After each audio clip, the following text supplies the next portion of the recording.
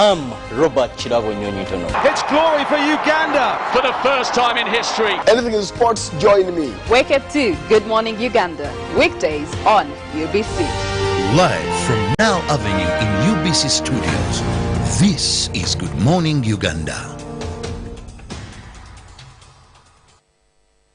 When you talk about our motherland Uganda, the pearl of Africa, you cannot fail to smile because of the smile that fills the faces of the citizens. Our nice good weather and nature that sustains us all, that enables us all to continue each in their own way because we are all different even according to each individual's work. But what joins us to become one person is the sweetness from the flavored drink Alleluia Jingati drink and Alleluia Tamarind drink. The flavor that quenches your thirst while at the same time treating and healing your body because it is 100% natural. Enjoy the drink that has got the tamarind juice in it. Made by Alleluia Reflexology, Healthy Solutions and Nutritional Research Center Limited. Get yourself a bottle of Alleluia from all shops around.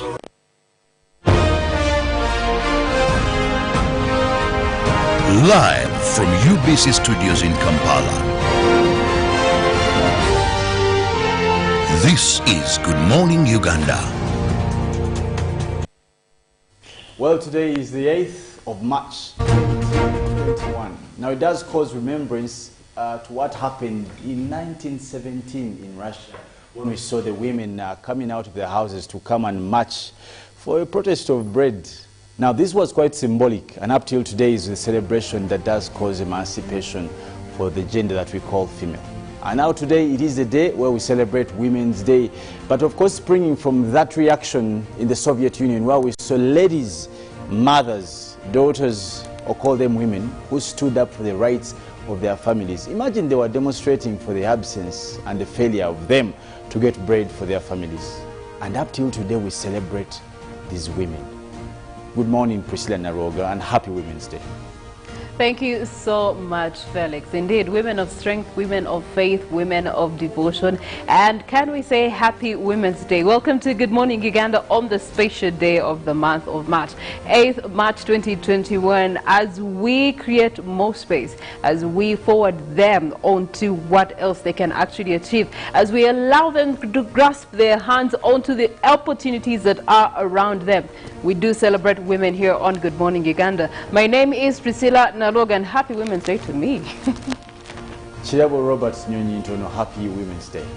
Oh, thank you. Happy Women's Day to Priscilla Naroga. Thank you. And of course, happy Women's Day to all midwives and the doctors there that are frontline workers. Why I choose to honor these ladies this day is these are people that usher in new life. They receive new life, and every time, sometimes very harsh conditions, saving the life of a mother, saving the life of a baby. So happy Women's Day to all the women, but in particular to midwives in our country. Women's Day was declared, that was in 1977, by the United Nations, as a day to remember, recognize, and celebrate women and their accomplishments. So today, here we are, we celebrate this very day. Felix talked about Russia. In the United States, this day was first celebrated by the Socialist Party, that is in 1908, celebrating women in garment factories who stood up for their rights. They were being oppressed, and these women came out and said no. They hit streets in New York, protested, and it was on the 28th of February when they decided to celebrate that. But later, like I said, United Nations came up and declared 8th of March every year, so that we recognize, we celebrate, and we remember women and their accomplishments in societies. I'm Robert Chirabo Nyonyitono. Happy Women's Day to everybody.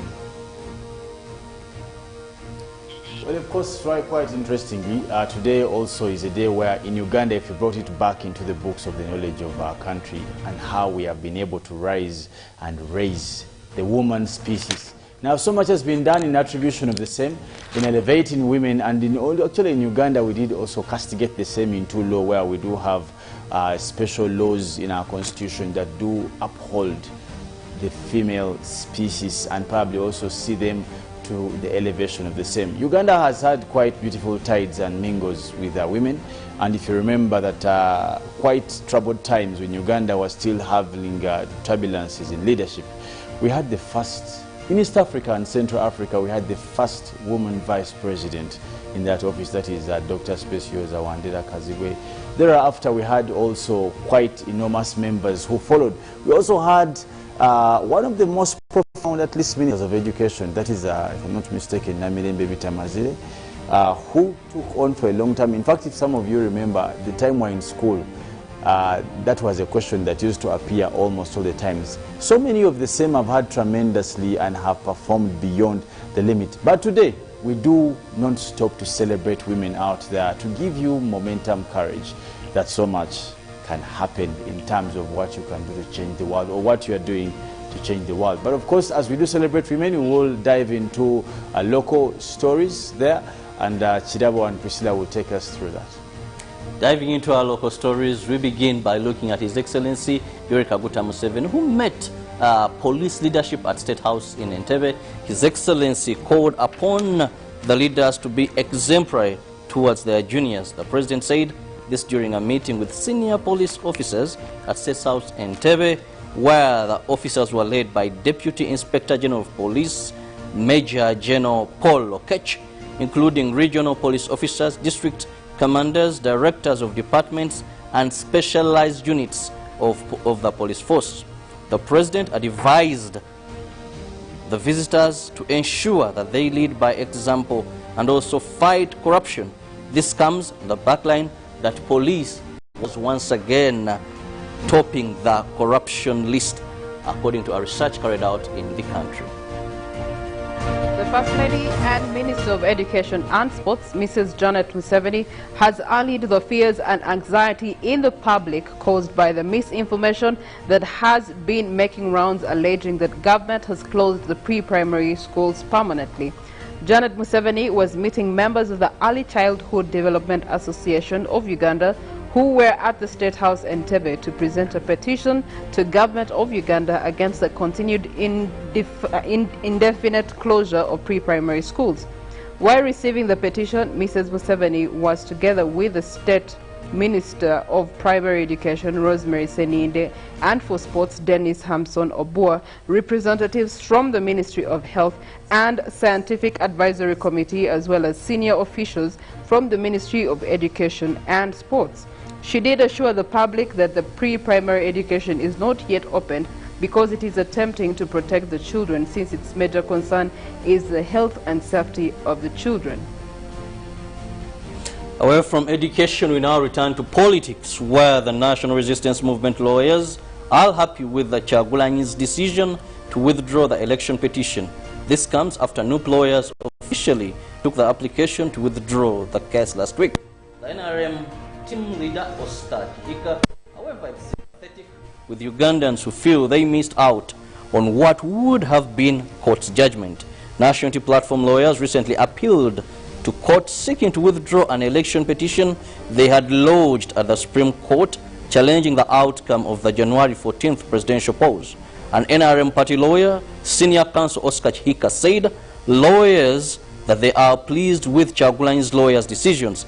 Chika also advised NUP leaders against resorting to illegalities that may provide unlawful means, mainly what they have obviously referred to as the People's Court. Another presidential election petition participant, that is Engineer William Ayambala, previously attempted to carry on the case from NUP, had so far reached, but Chihika says up to now he has not yet submitted his legal request.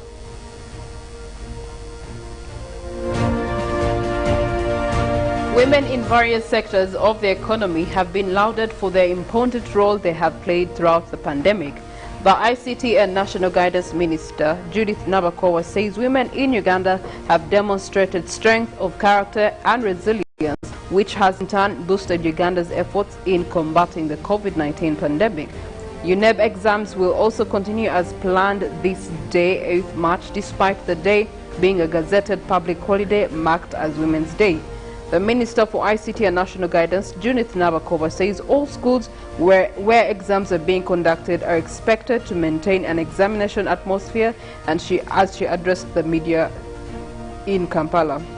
Women's Day celebrations held annually recognizes challenges women have encountered in their emancipation struggle, their resilience and strength in character. This year's theme is being held under the theme Building on Women's Strength for Better Future in a COVID-19 World. Due to the danger of mass gatherings in the fight against coronavirus, this year's national event will be held at State House and presided over by the President-elect Yoweri Kaguta Museveni. Away from Women's Day celebrations, we now head to Karamoja, where the Karamojong want government to construct water dams in their area that will help reduce on the number of animals they lose due to drought. They said this while receiving 400 goats, 70 cows and 2 tractors from Dry Land Integrated Development Initiative at the project head offices in Marere, Nakapiri district. The function was officiated by the State Minister for Karamoja Affairs, Moses Ruzige, and attended by RDCs and local council leaders from the districts of Napak, Nabiratuk, Moroto, and Amdat. Karamoja is a semi-arid sub-region where agriculture is the main work despite being water-stressed. A number of children in Karamoja do not go to school since some are sent by their parents to look after livestock. It is against this background that the Dry Land Integrated Development Initiative was introduced in Karamoja to address issues of drought. The project team leader Robert Ayesiga said the project has achieved a lot since inception in Karamoja sub-region. Beneficiaries held government for transforming their lives. And finally, district leaders and those under the public service ought to be passing on information concerning government projects so that people can have knowledge about them as end users. The project manager of Uganda Skills Project, Doreen Matovu Rwanga, has clarified on fears that most of the local people have little knowledge and awareness about government projects, hence also missing on available opportunities. Access to Information Act as passed in 2005, giving any member of the public a right to demand information from a public office.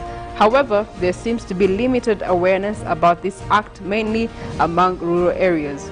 Uganda Skills Development Project of the Ministry of Education is now traversing the country, popularizing the act among lower local government leaders and public servants. Doreen Matovuranga says that every project they are undertaking, they have a liaison officer who coordinates information to stakeholders. Project information in most cases enables some to access employment opportunities. A construction company like Prism takes on works at Bushenyi Technical College, says that a psychologist who links the company to society for employment opportunities is what they're looking to aim at. Stories there in case you could have missed our bulletins. That is a recap. But interesting is how Karamoja has been transformed, Priscilla. I don't know when you're last in Karamoja. No, that's like 10 years ago. 10 years ago. Yes. I was there for, I think it's about 5 years ago. But one thing that you look at is how government projects have been implemented in Karamoja. That is true. When you look at the NUSAF, you've seen a lot of transformation, people getting cows. When you look at how they have adopted now to agriculture, that's saying that will not wait for Karamojong to develop, ceases to be. Actually, Karamoja is moving at a very terrific speed compared to some parts of this country where everything they get, they resort to corruption. And but talking about that, Felix is already set to take us through international stories. Well, of course, now we do cross over to our international scene. And again, Mainima still on the spot there where we see Australia comes out to cut military ties with Mainima now amid rising numbers of death people there. Now, Australia has suspended its defense cooperation program with Mainima amid concerns about the escalating violence and rising death toll. Foreign Minister affair there and Maurice Payne said as the country's military steps up its crackdown on enormous protests against its coup last month. Mainima has plunged into the turmoil after the army detained elected leader, that is Suu Kyi, and officials from her National League for Democracy party on February 1st. Now, they also seized control of the country, and the coup has triggered a nationwide civil disobedience movement and mass protests in which dozens have been killed. Now, we continue to strongly urge the Myanmar security forces to exercise restraint and refrain from violence against civilians. A pain said that Australia's bilateral defense ties with Myanmar military are restricted to non-combat areas such as English language training, which have continued even after the brutal crackdown in, that is, Rakhine State in 2017 there, that led hundreds of thousands, mostly Muslims, and also others to flee the borders of the same.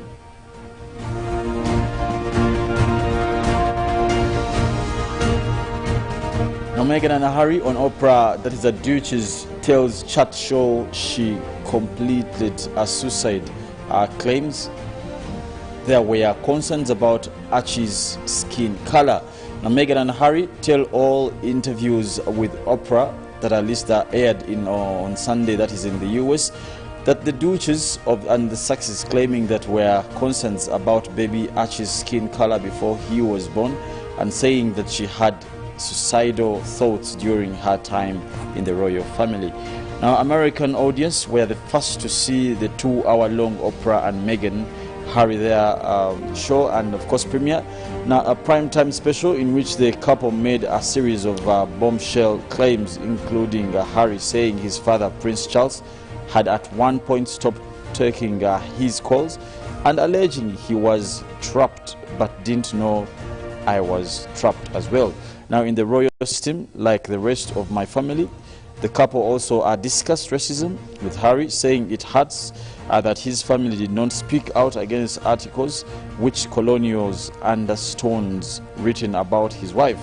Now, Meghan told Oprah she married into a royals naively because I didn't grow up knowing much about royal family. Now, speaking about her pregnancy with baby Archie, she claimed that the royal family did not want him to be a prince or offer him security. Asked why, she said there were concerns and conservations about how dark his skin might be when he's born.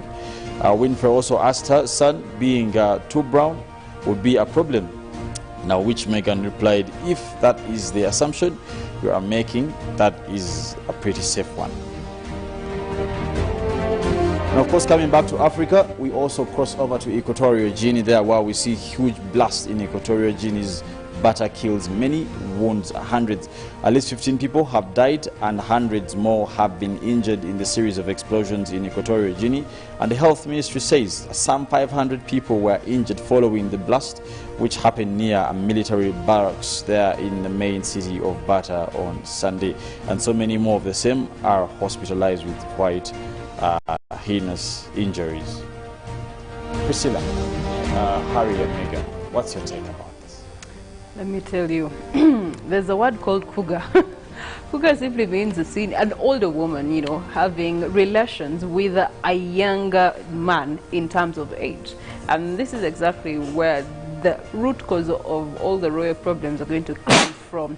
The fact that she is his senior, they do come off with that whole mother tendency, and they want to pull every string, and they want to put law and order, and they want to be the ones in charge, you know, things like that. So this one is more or less unknowingly looked at as a little boy who needs help to actually survive life, or be a man for that matter.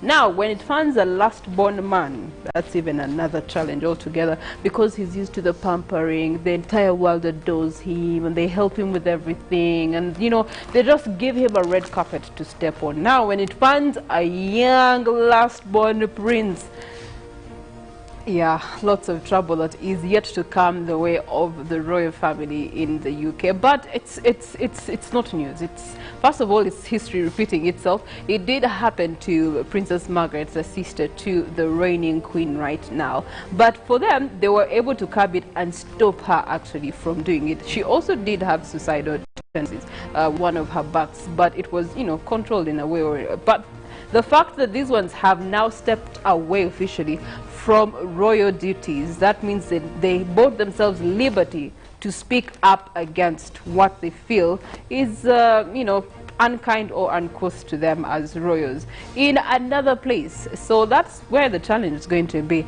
And this may just become another history in the writing. The story of Diana, married to Prince Charles, she went through almost a similar thing, and because of that castigation, first she was loved by everyone. Even Meghan was loved by everyone. Black American lady, actress, like she defied all the odds of what would have been the criteria for getting married in a royal family, especially the one that we're looking at, such as Britain. But with all that, everyone loved her. Now things might turn against her as far as royalty is concerned. Of course, the rest of the world might, root her for speaking out, but it is one thing for you to understand that what you've married into, especially marriage-wise, if this is what you've married into it, then stomach it, bear with it. Do not become so blah, blah, blah, blah. She cannot use that excuse that she didn't know what she was getting married into. No, that's a lame excuse. She knew exactly what she was getting herself into. However, yeah, it's going to come back to bite them. We've seen the Duke is coming out to make compliment about how the royal kingdom there at Buckingham is treating them. First, like Priscilla said, history repeats itself, but I wouldn't want to compare Princess Diana that led to Meghan. I think Diana was more popular compared to Meghan, and she took some time to bring out... first and foremost, when you look at Meghan, even getting into the royal family was a bit hard. There was part of her history, film, whatever, so there was so much even at the beginning of this marriage that didn't go very well compared to what was with Prince Diana. Then we see that immediately after the marriage, I think she began her battle to tear down. That is one of the longest surviving monarchies in the world. So to me, I look at it that perspective. But like Priscilla said, there are certain things that you must consider. It's a choice. No one coerced you into this marriage, I want to believe, and you knew very well the kind of family, the royal family you're entering into. And to me, this is more of tearing the royal family. I think both have to sit down. Yes, they have what they feel for, they can speak out, but also look at the legacy of, that is the UK royals, how fights come from, and I don't think it's the right time to break it. I think the blow of Prince Diana had an image that it tainted to some level. Remember the investigations, was it an accident? Was it a planned accident? Was it a murder? There's so much there involving even the Queen. So now also Meghan, and I just feel it's something that they should not put self first, but think of the legacy of where they come from and the family. So all of you are talking about, think of the kingdom. Priscilla's talking about, she knew it. When do we think about Meghan and Harry? When do they come into play? Felix Nkunda, when you are your father's son, do you think of anything being other than your father's son?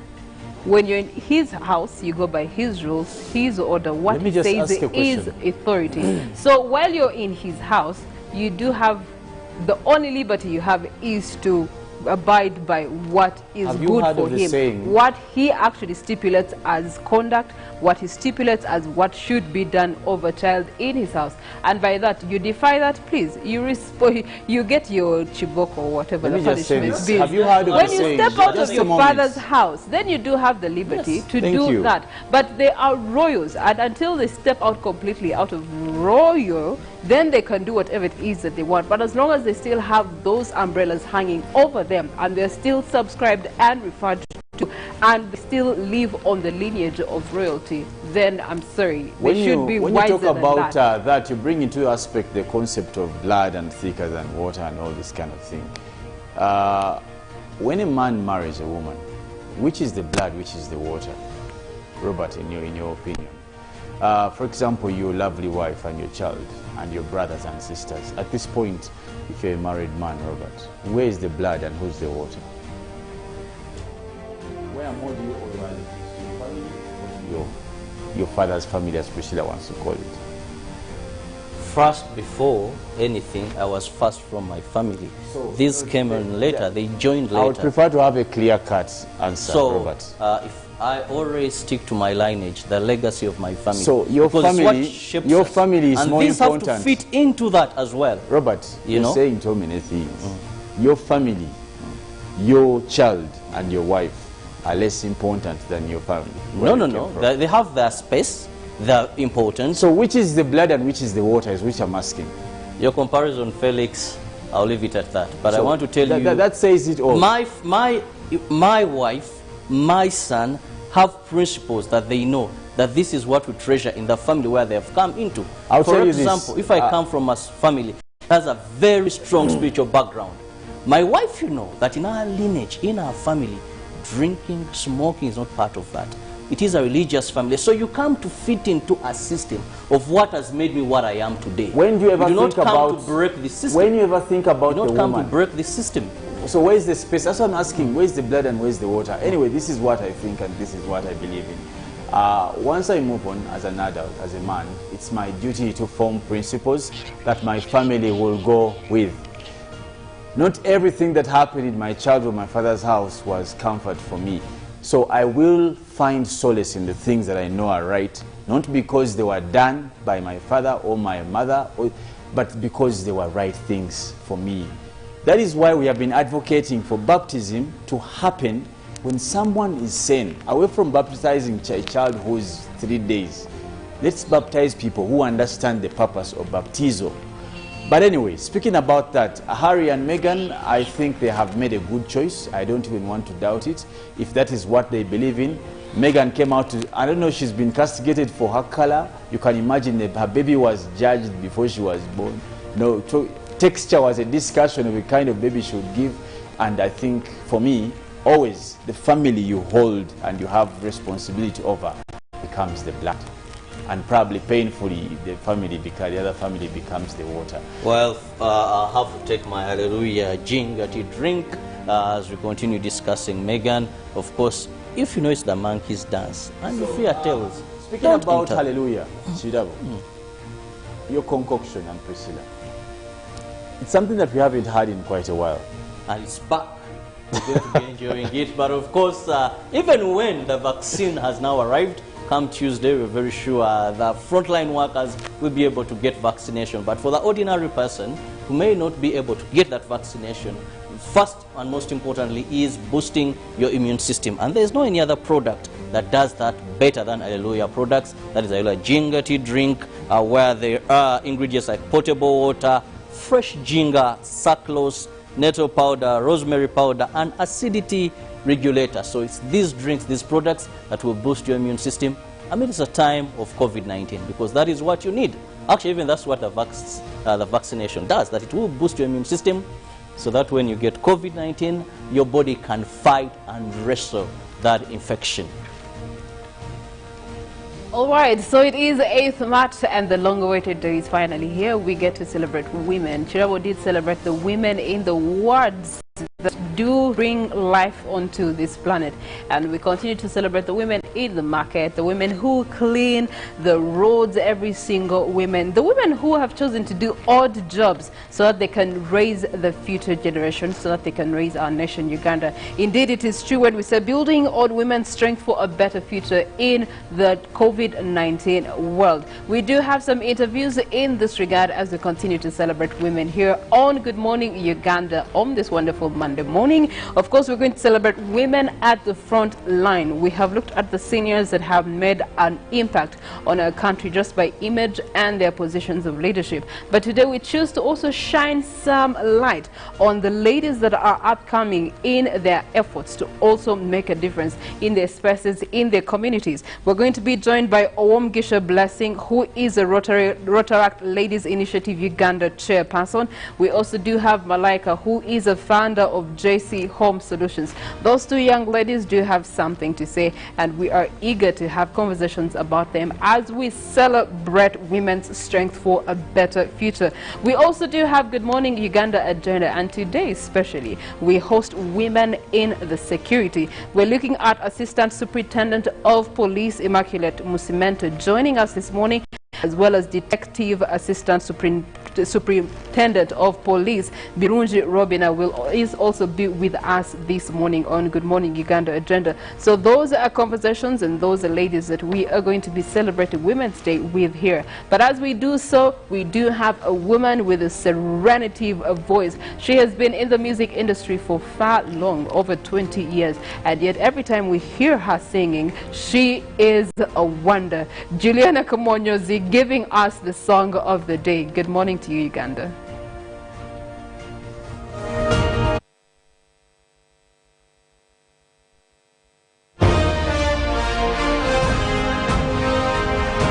Live from UBC Studios in Kampala.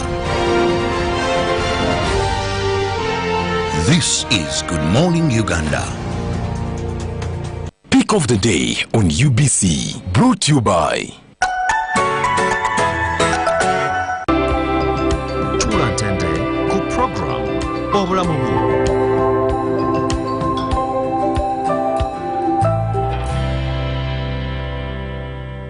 was brought to you by No one should stop you from finishing what's yours. That's why MTN gives you data bundles that don't expire.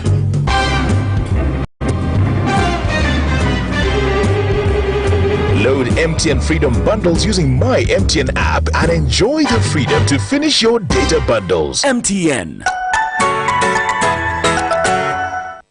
Daddy, surprise!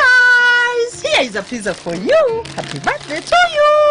Daddy, you look not impressed. My daughter, this is not meaningful to me. Hallelujah Natural Drinks is my ideal gift today.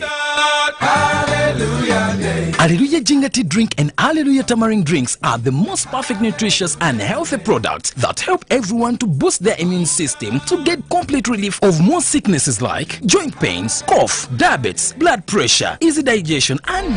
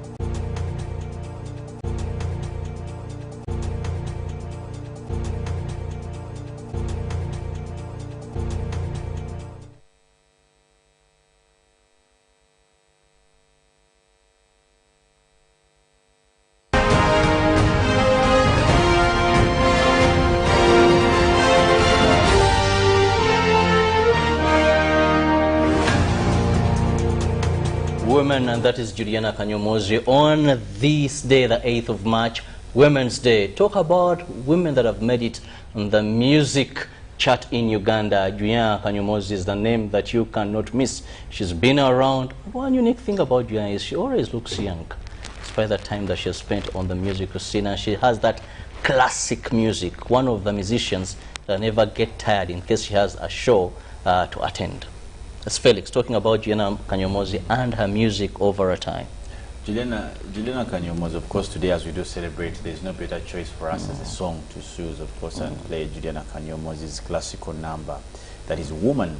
And Robert said it right. She's one of the women who actually stood into the corridors of men and rubbed shoulders. I remember around 97, 98, 99, 2000, when Uganda was battling to wiping out Congolese music and Kenyan music.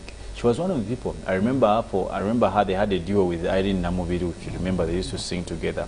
They had a couple of songs when I think Namubiru left for, I think, France or something. She also hustled up again. She had a full album, solo album. She went to radio. She worked, I think, with Capital FM, sort of like, not mistaken. She came back, she had collabos with, I remember she did a very nice collabo with Honorable Senator Muchago. That is then. Was it the Mama Mbide? There was Mama Mbide, there's Mama Wabana Yani, which was a good number. She grew through all the lines. Most recent, she was one of the judges at Tusker Fame, project like that. She's been consistent with her music. She's actually, when you look at Uganda and talking about people who are in the arts industry and as celebrities and know how to conduct themselves as celebrities, Juliana is one of the people who has kept her sanity as a female artist, and which matters so much because with being feminine comes a lot of exposure, risk. I've not had Juliana in the last that had, I think there's one called Aaron, who used to be, I think, the father of it or something. After that, you've never seen Juliana next to any Kavuyo or something. Most recent, she had a baby who none of us have ever seen. No one saw her pregnant. But I'm glad she was able to be mature to that point. I've seen most celebrities do selfies with the stomach that side, the breast is up and what. So it's really that if you have a problem with it, that's your problem. But what they do is entirely their choice. If they choose to celebrate what Felix has noted about Juliana is the self-respect that she's maintained throughout. We've had a number of musicians, just female out of musicians. Curiosity, those who take selfies with their pregnancies are not self-respecting themselves. There are some of indecencies they have put out maybe to better market themselves. I don't want to mention names, but Ugandans know examples that have been using us every time maybe their music is going down. You remember that Chitone issue, then there came this some to market themselves using their bodies, sexual exposures. But Juliana has sailed through with respect. No wonder I love to call her Princess Juliana, because she has conducted herself as a princess in the music industry. But of course, her and many other women in Uganda stand out in terms of music, and most recent also we have had very tremendous women carry on the legacy in music and arts and all this kind of things. So we do celebrate you women in music in Uganda, in Namubiru, the Nandu Jazz, the Magolas, the very many, just to mention but a few. The Stacia Z, the Irene Intari, the Rema Zinamakuru of this world, just to mention but a few. We do celebrate you and keep it up. You have made a statement that women are able to fight and compete. Shiba Karunjis of this world. We celebrate you. Talking about celebrating women, we now move to a newsreel story this morning, which is all about women. We look at the international theme, that is the UN theme as we celebrate Women's Day, which is Women in Leadership, Achieving an Equal Future in a COVID-19 world. That is the global theme for this year's Women's Day. But in Uganda, back home, we have a theme which is building on women's strength for a better future in the COVID-19 times.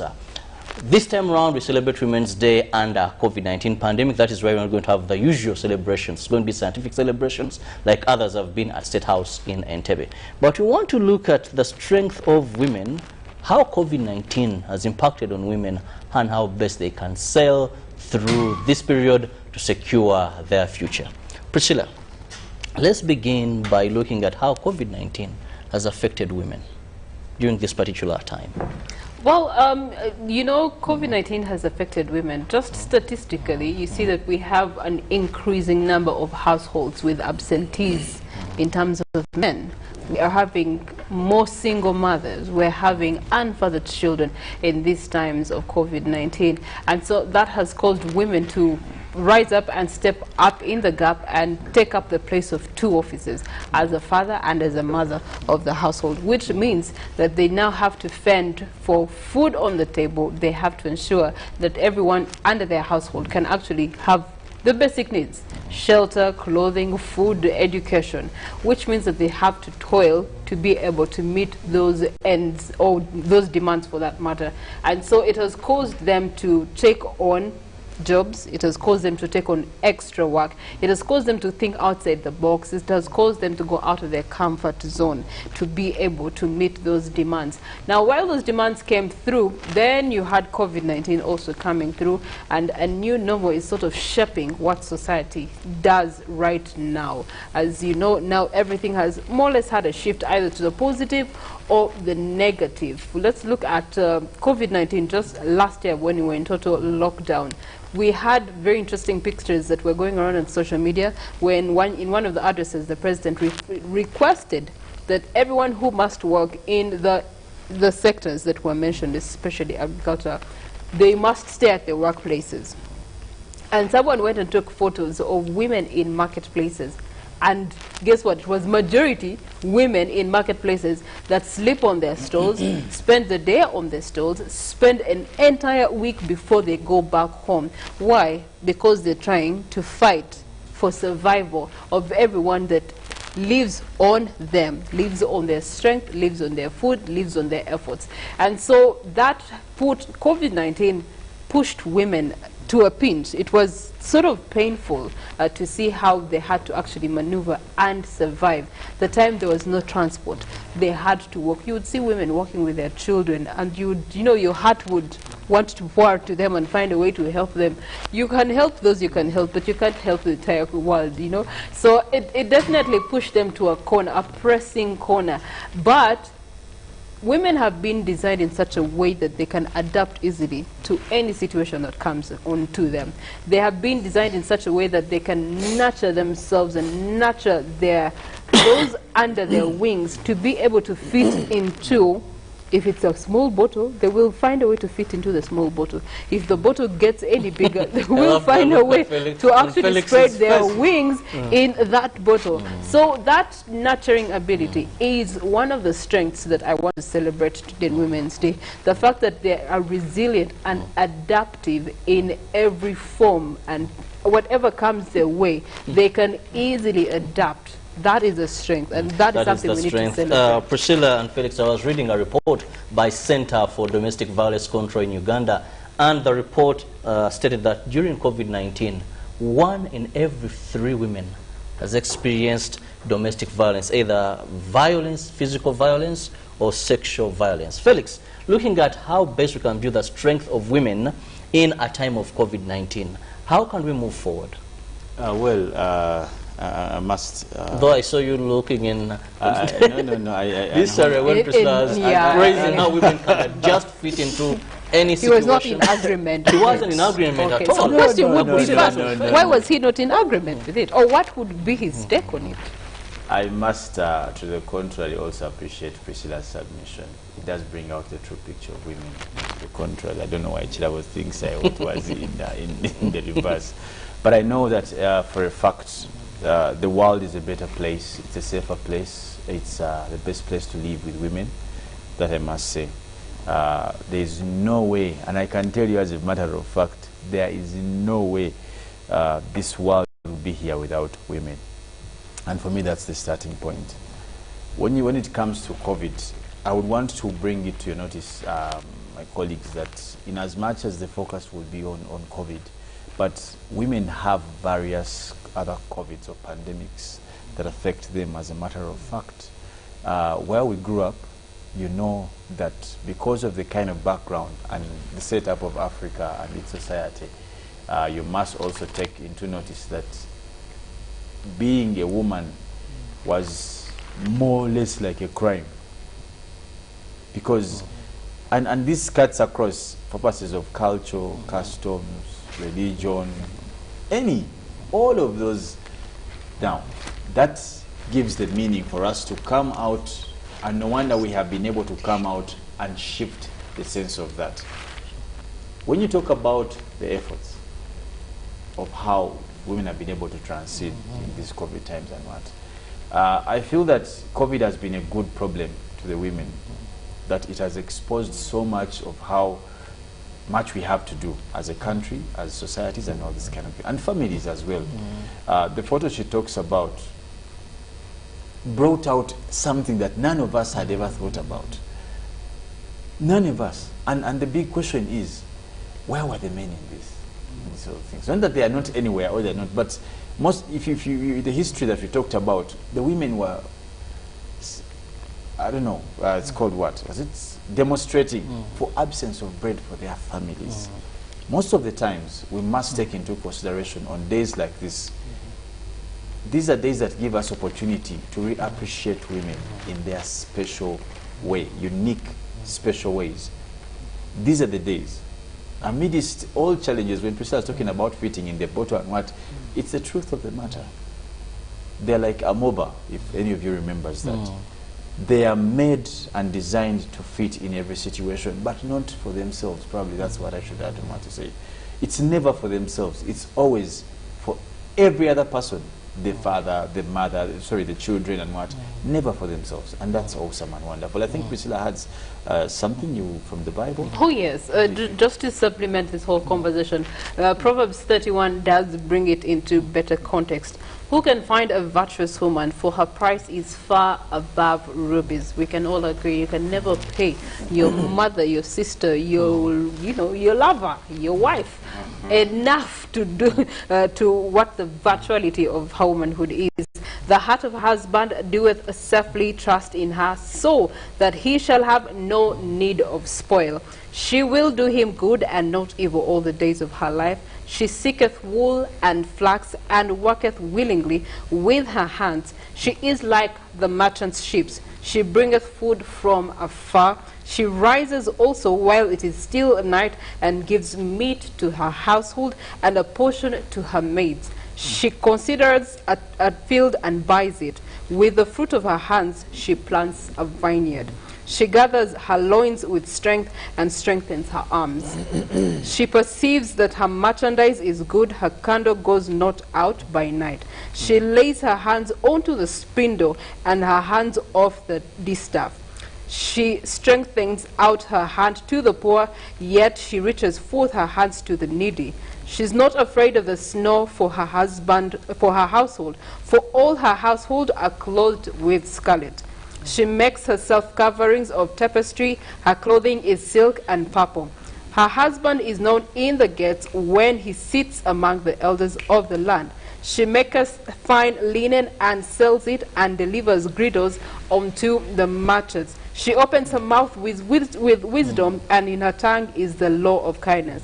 She looks well to the ways of her household, and eateth not the bread of idleness. Her children rise up and call her blessed. Her husband also, and he praises her. Many daughters have done virtuously, but thou excels them all. This is a dedication to the women. You know, just appreciating that from the moment they wake up to the moment they go to bed, all they're thinking about is others, as Felix has said it. You wake up thinking, okay, breakfast food for the children, wash lunch, them, take them to school. Okay, then you get to work, you think about that. Then at 4 o'clock, your alarm goes off. I have to go pick up the kids, bring them back home, wash them, homework, Husband comes back, washes. Well, discussing the Bible refers to them as a woman of virtue. Are you a woman of virtue? A woman watching this show, are you a woman of virtue? That lady that the Bible describes in Proverbs.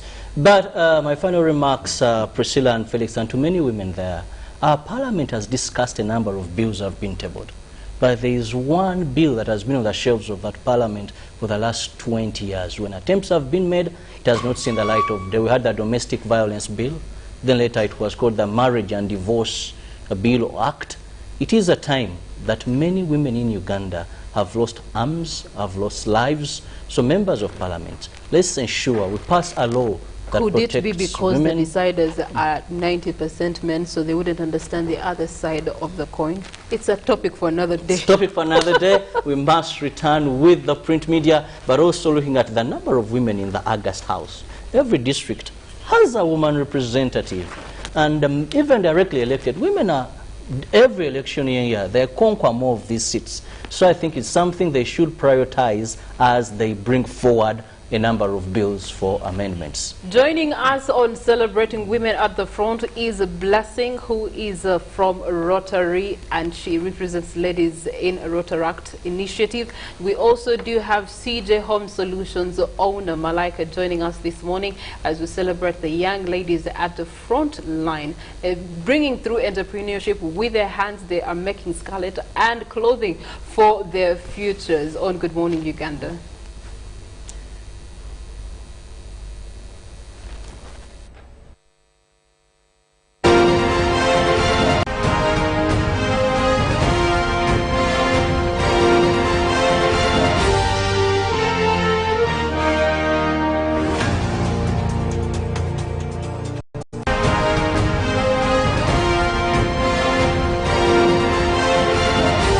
This is Good Morning Uganda.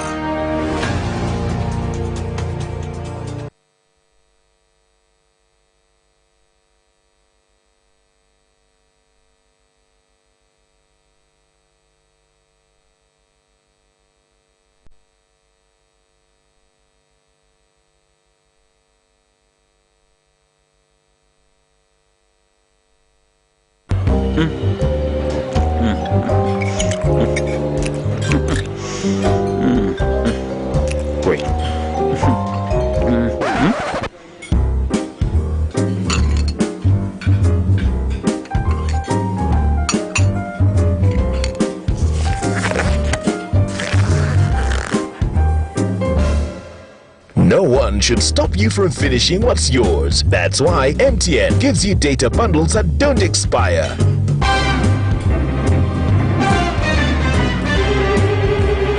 Load MTN Freedom bundles using My MTN app and enjoy the freedom to finish your data bundles. MTN. It's no secret that ICT makes learning easy. The strides made in our field could not be possible without it.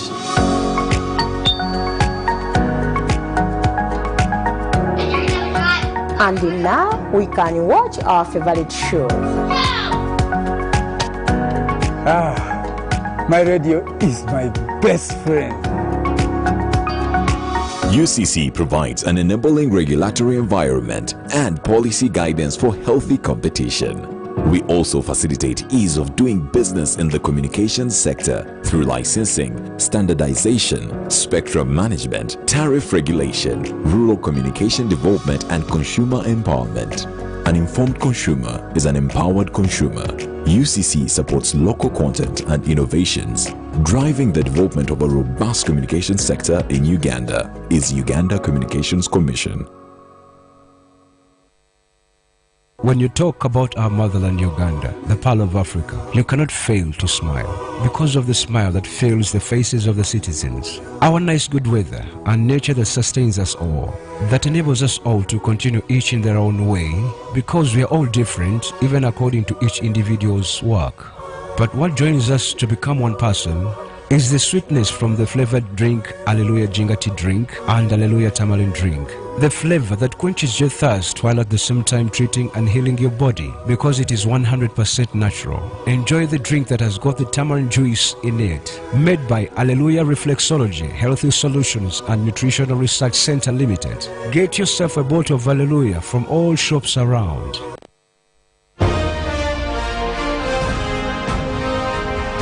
Live from UBC Studios in Kampala. This is Good Morning Uganda.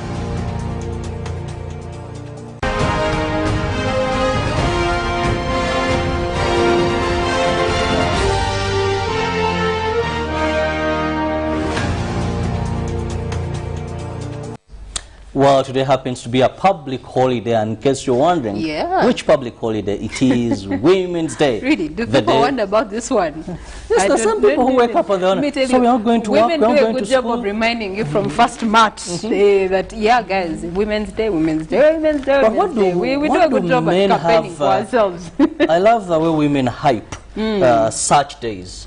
Father's Day happens, but we don't hype it that much. When I was growing up, I wonder why. I wonder why in some village there. Because you don't see the value in yourself. On this day, let me tell you, on this day, much as it was a celebration, at the end of it, there were some women that would sustain beatings because of how they conducted themselves. I'm not cooking, I'm not swimming, but I think some are not understanding that day. Actually, it reminds me when I was growing up, there's a time, the first time I saw my dad in the kitchen, right? I was confused. It's like, why is my dad in the kitchen? So he told my mom to sit down. She kept coming to the kitchen, trying to help. He said, sit down, sit down. By the way, they had a real fight about her sitting down. Because just use her DNA just means, says, go and do something with what you have to do. So this is not a day for women to be rebellious against their husbands. First wait, Chidabo. I'm finishing my story. My dad then calls us, puts out 10 tomatoes, 20 onions, kilos of meat, and he tells us to chop everything. He's like, but Dad, you can't put 20 tomatoes and 20 onions in meat. He said, you just cut. We chopped. The man cooked. The meal was nice. It had too many things, but it was nice. And then we realized, oh, it's Women's Day. It was a shock, but it was a change in culture of, oh, okay, so you actually do celebrate your wife. So it meant something to us. And so Women's Days after that, he, usually would go into the kitchen and kwe kalakasa. So today we were coming in the morning also. Auntie Christine was telling us that she showed her husband where the knives are, and the spices and the matoke, everything that he needs to make whatever it is he needs to do at home. As the woman for the day, she showed her husband, so she expects when she goes back home, everything is going to be crisp. So to Auntie Christine's husband, thank you so much for celebrating. And also to add on what Priscilla said, please, this is something you must agree upon, not enforce on somebody. Otherwise, you don't want this day to end with broken marriages, to end when people have sustained beatings. Because like I told you in my village, there is a way women would hyper and become even rebellious. We need to take awareness to this village. Yes, awareness, but this should be voluntary. Don't enforce things on us. Speaking of awareness, Daily Monitor this morning gets to be heavy because they are pulling out so many stories about women as we are celebrating Women's Day. Looking at the front page of the Daily Monitor, unaccounted for at the top of the dailies, relatives of missing Dupe supporters are speaking out. You also do have healthy living coming through. My fibroids were too big, I looked pregnant. That's a story of a lady who has had to go through some health challenges. But looking at the black and white, Museveni's guards holding 50 people. President says 2 have been released. SFC obtained information from suspects. Government last week tabled a list of 177 names. Museveni rejects comparison with men. And in the pictorial for Daily Monitor front page today, we're looking at COVID vaccine. Uganda receives more 100,000 doses donated by India. Accountability will come into question. But on other news, page 4 brings you government wants role in DGF monitoring. Other stories in the likes of get out of corruption. President tells police, but how? Well, readily in the New Vision, we look at a big headline there. Museveni explains arrests by security, says they acted to foil scams by the opposition. Also, President Museveni meets police chiefs, and the same message, desist from corruption there. The education there, we look at sports on course with girls on board, First Lady writes. Then 40 pages of Women's Day special. Inside the New Vision, and 300 jobs offers there for you, government to tighten rules on abattoirs. Still, we look at Baliamu Labour claims ownership of MP Nabila's marital home. How? The New Vision gives you more. In the health sector there, government to launch COVID-19 vaccination rollout today. And for the education pullout, you have mathematics, chemistry and computer. Tomorrow, don't miss. That is a senior 2, physics and biology. Still in the New Vision, you know your member of parliament. They have brought you Apollo Yeri of Fono, that is Tororo municipality. Then also there is Frederick Ngarura, who is Tororo South, and Sarah Cheng Opendi, that is Tororo women member of parliament. Jacob Oboth, West Budama South member of parliament. And looking at COVID-19 statistics, good news, they've remained, the death toll has remained consistent for a couple of days now. That is Uganda at 334, Rwanda 276, Kenya 1,874, and South Sudan, oh, now it has increased there, that is 102 cases. Worst hit remains in the world: USA, India, Brazil, Russia, and the United Kingdom. Daily Guide this morning in the news: iPod summit leaves parties more divided. Much of the talk at the meeting between President Museveni, Norbert Mao, and Jimmy Akena focused on those who did not attend. Court okays withdrawal of Bobi Wine petition. Supreme Court allowed former presidential candidate Robert Chagulanyi Elias Bobi Wine to formally withdraw his petition challenging the results of the January 14th poll. From the archives, they pull out ladies in uniform marching on. Policewomen displaying the goose step at Kacheka Stadium in Bara on Women's Day in 1999. You also get to look at today in history. Ali battles Frazier for heavyweight championship.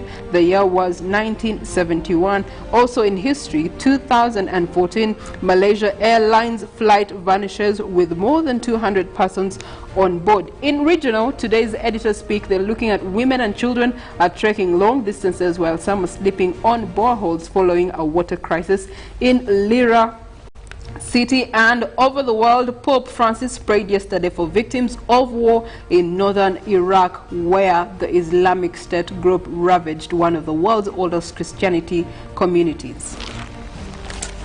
In the sports, that is New Vision, we look at the Hippos, where the profile of various players in Uganda's under-20 is leading the way. That is Derek Kakoza scored 5 goals. That is in the just concluded AFCON finals under-20. The future bright as Kakoza leads from the front line. More is, that is the Hippos, more in the sports column that the New Vision has brought you this morning. You get to look at daily sports on a Monday. At the top, Airtel Masasa Cup 2020, Gomba lift 5th Masasa title. You also get to look at painful history strikes again, and that is for the Uganda Hippos. In 1978, at the finals of AFCON, Uganda met Ghana, and the result was 2-0. Too many years later, 2021, same two countries at the finals, AFCON under-17 this time, and the result is the same. But consolation awards: best left back Aziz Kayondo, striker Derek Kakoza, best coach Molebie Kwaso, top scorer Derek Kakoza with 5 goals. Those are the consolation awards that the team comes back home with. And Pirates start on Seoul, not Heathens. Cobs prevail. That is in the Rugby Premier League. The results from the games over the weekend are all in your daily sport this morning. So much is interesting in the dailies today, but of course all papers have had at least a special pull out for women. But Priscilla, talking about education, there's so much that the First Lady has spoken, but there's something that happened over the weekend. On Friday, Sade Wabaring, a colleague of mine, you know, school resumed. So parents that have children in day school are being told to ensure they wake up their children to come and attend preps, as with the boarding section. So what happened now? He woke up very early by 4 to take his daughter, and he was murdered. So the child witnessed as thugs were killing the father. Oh, no. But all in the vein of rushing to ensure that the child by 5 is at school to attend preps with that day with a boarding school. So I think it's something the ministry should look into. I think, you know, some of these things are inconsiderate, and preps were not designed for day scholars. If you want to have day scholars over, then you want to keep them maybe for longer after 4 p.m. when classes are done. If not, fit everything you must fit in within that school timetable that there is. But that was very inconsiderate. And now we lose a life, and we have to mourn for that life. Teachers are now teaching in preps. Preps are supposed to be children studying on their own. If not, the child, you can allow the child to create an environment, a prep environment right at home. Wake them up and teach them, or give them the space in the room to. But now lessons begin as early as 5, termed prep, so parents are forced to Sure, deliver this. Anyway, we are celebrating women's. That is something for Ministry of Education to consider. We continue to celebrate women today. Felix Nkunda is going to talk to the ladies that are at the front line, young entrepreneurs. They have chosen to use their positions and their ideologies to actually push for agendas forward. Good morning to you, Felix, once again. Well, of course, good morning, Priscilla and Robert. Quite a touching story there by Robert Chidabo, and I think that's where we also need to be celebrating Father's Day. But speaking about Women's Day, today we will be having an interaction with some of the ladies, young and quite focused on to stepping up the status of women at the platform of Uganda and of course internationally. Now we'll be talking to, that is Omgisha Blessing, who's a tax lawyer and also probably a tax consultant, and of course that is also Malaika, and we'll dive into our conversation there. Good morning, Malaika. How are you? It's good to have you.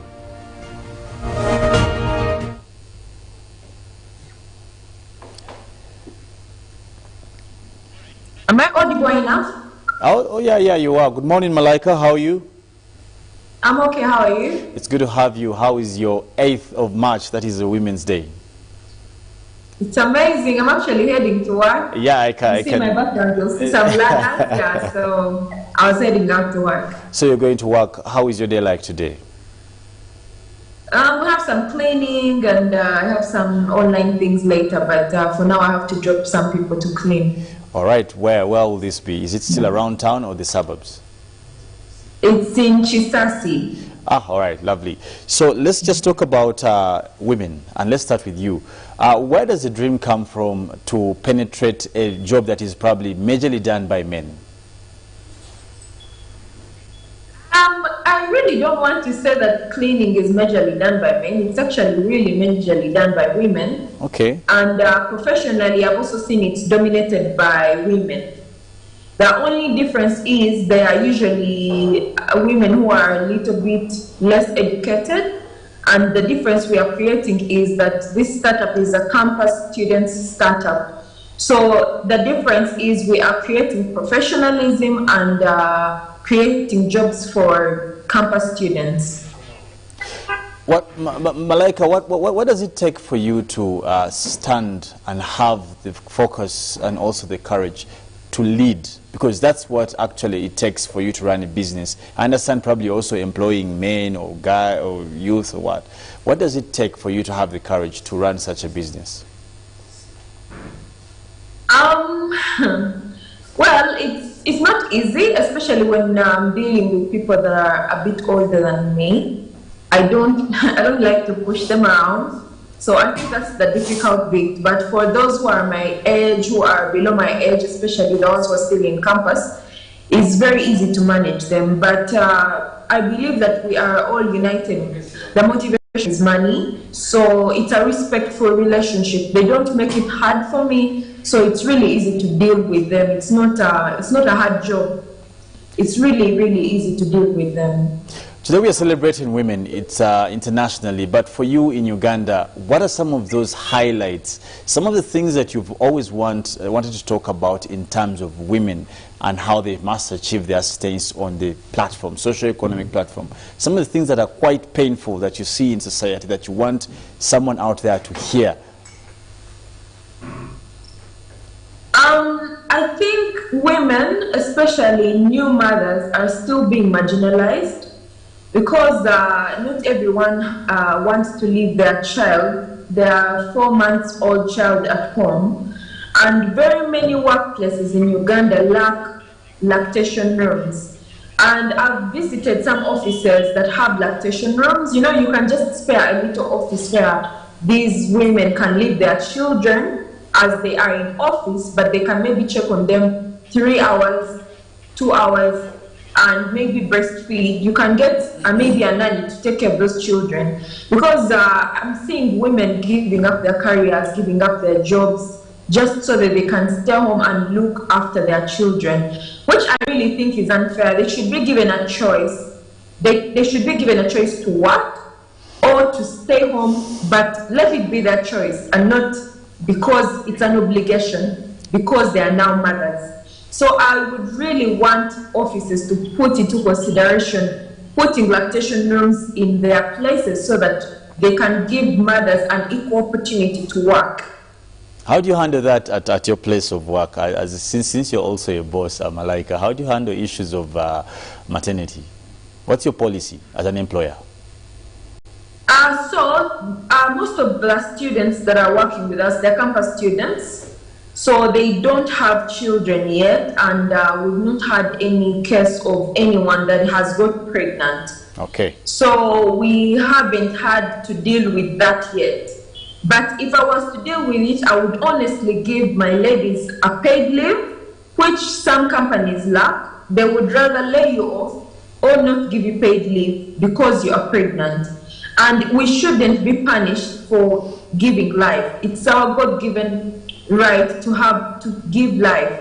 So it shouldn't limit us from making money. It shouldn't cost us our job. We are supposed to look for all ways possible to keep these women employed and paid, irrespective of whether they are mothers now or not. All right. Now, at this point is where I want to bring in, that is Mugisha Blessing, also to be part of our conversation. Good morning, Blessing.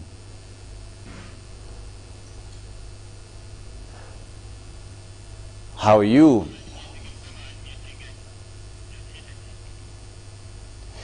Well, I think you have muted me somewhere. I can't hear what you're saying, Blessing. How are you, once again? I'm doing well, and I'm very excited about Women's Day. Clearly, it's good to have you today. But just as we dive into this conversation, I understand you do legal work and consultancy. Most of the times, work like this, even professionally, what are some of those things that stand out for you that you think you want to change or voice out, that you want any woman out there to hear these that you face as a woman in particular as you carry out your professional work? As I carry out my professional work, I noticed that we still need affirmative action. I know that most of the time when we talk about affirmative action, people have come out to say that we have had enough affirmative action and we don't need it anymore. But when you look at the percentages of growth, not just in Kampala, but when you go to rural areas, people still need the affirmative action in developing women. So I would give an incident of the COVID-19. COVID-19 presented a unique situation, but when the government came up with different policies, they were just general policies without considering women. A case in point is when they said that people should sleep at their places of work.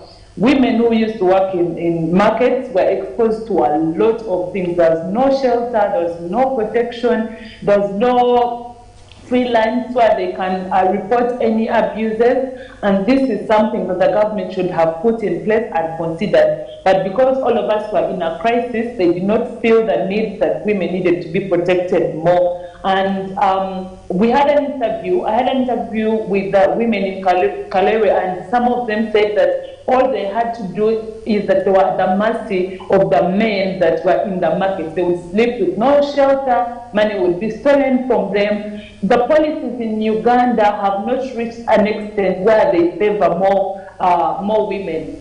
I can give still another example about the protection still in COVID period. Okay.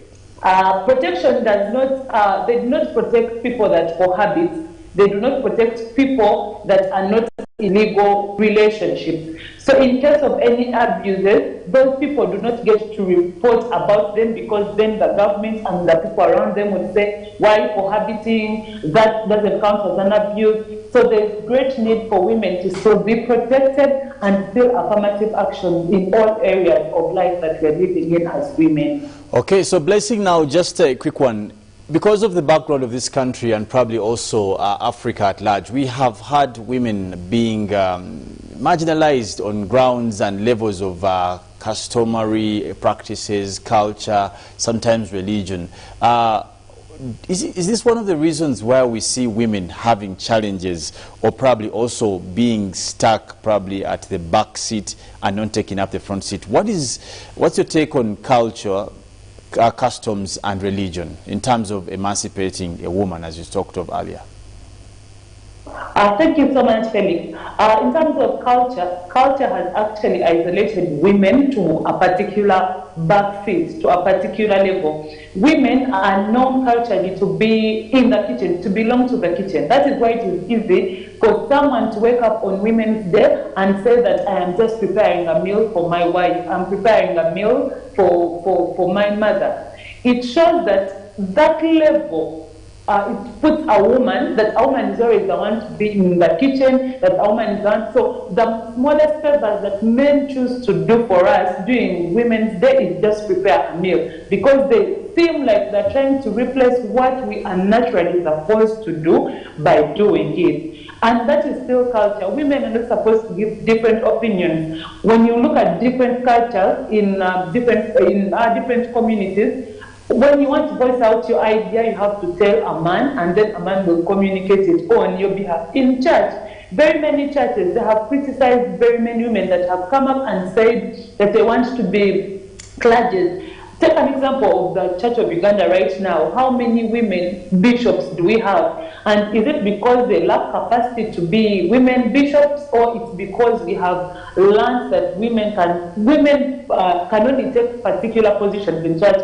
I recognize the fact that women become treasurers because maybe they're over-trusted, they're honest, they're what, but we've reached a level where women need to be boosted to particular levels. So yes, culture and religion plays a major role in actually putting women in a particular setting, putting women in a particular backseat that they are naturally made to believe that that's where they belong.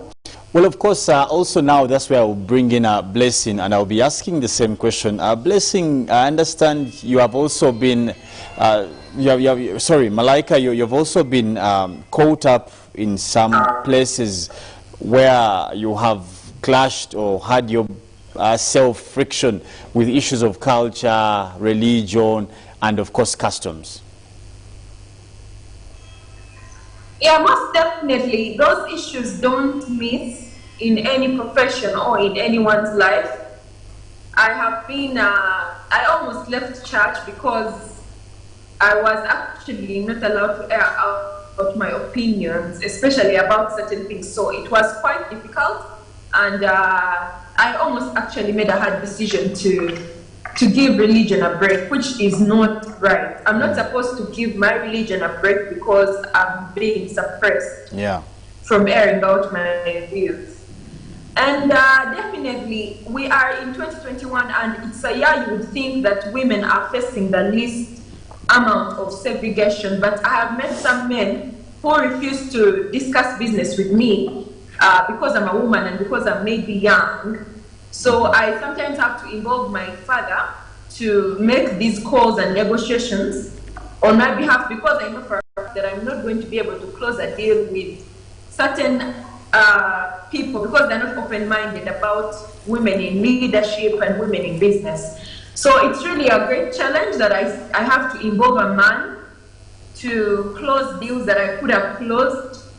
It's really disheartening, but I don't know what we can do about it, but it's really a challenge that I'm sure very many women are facing, but have no one to talk about it. Okay, Malaika, before I let you go, clearly I can see you have to rush into your daily work. Who are those special women today, at least 3 that you would want to celebrate as we do celebrate Women's Day?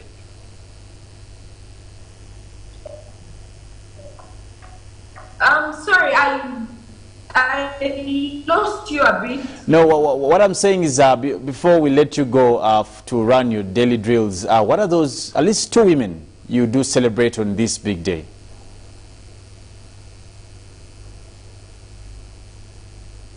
Oh, definitely my mother. I celebrate my mother. All right, lovely. And I don't want to give.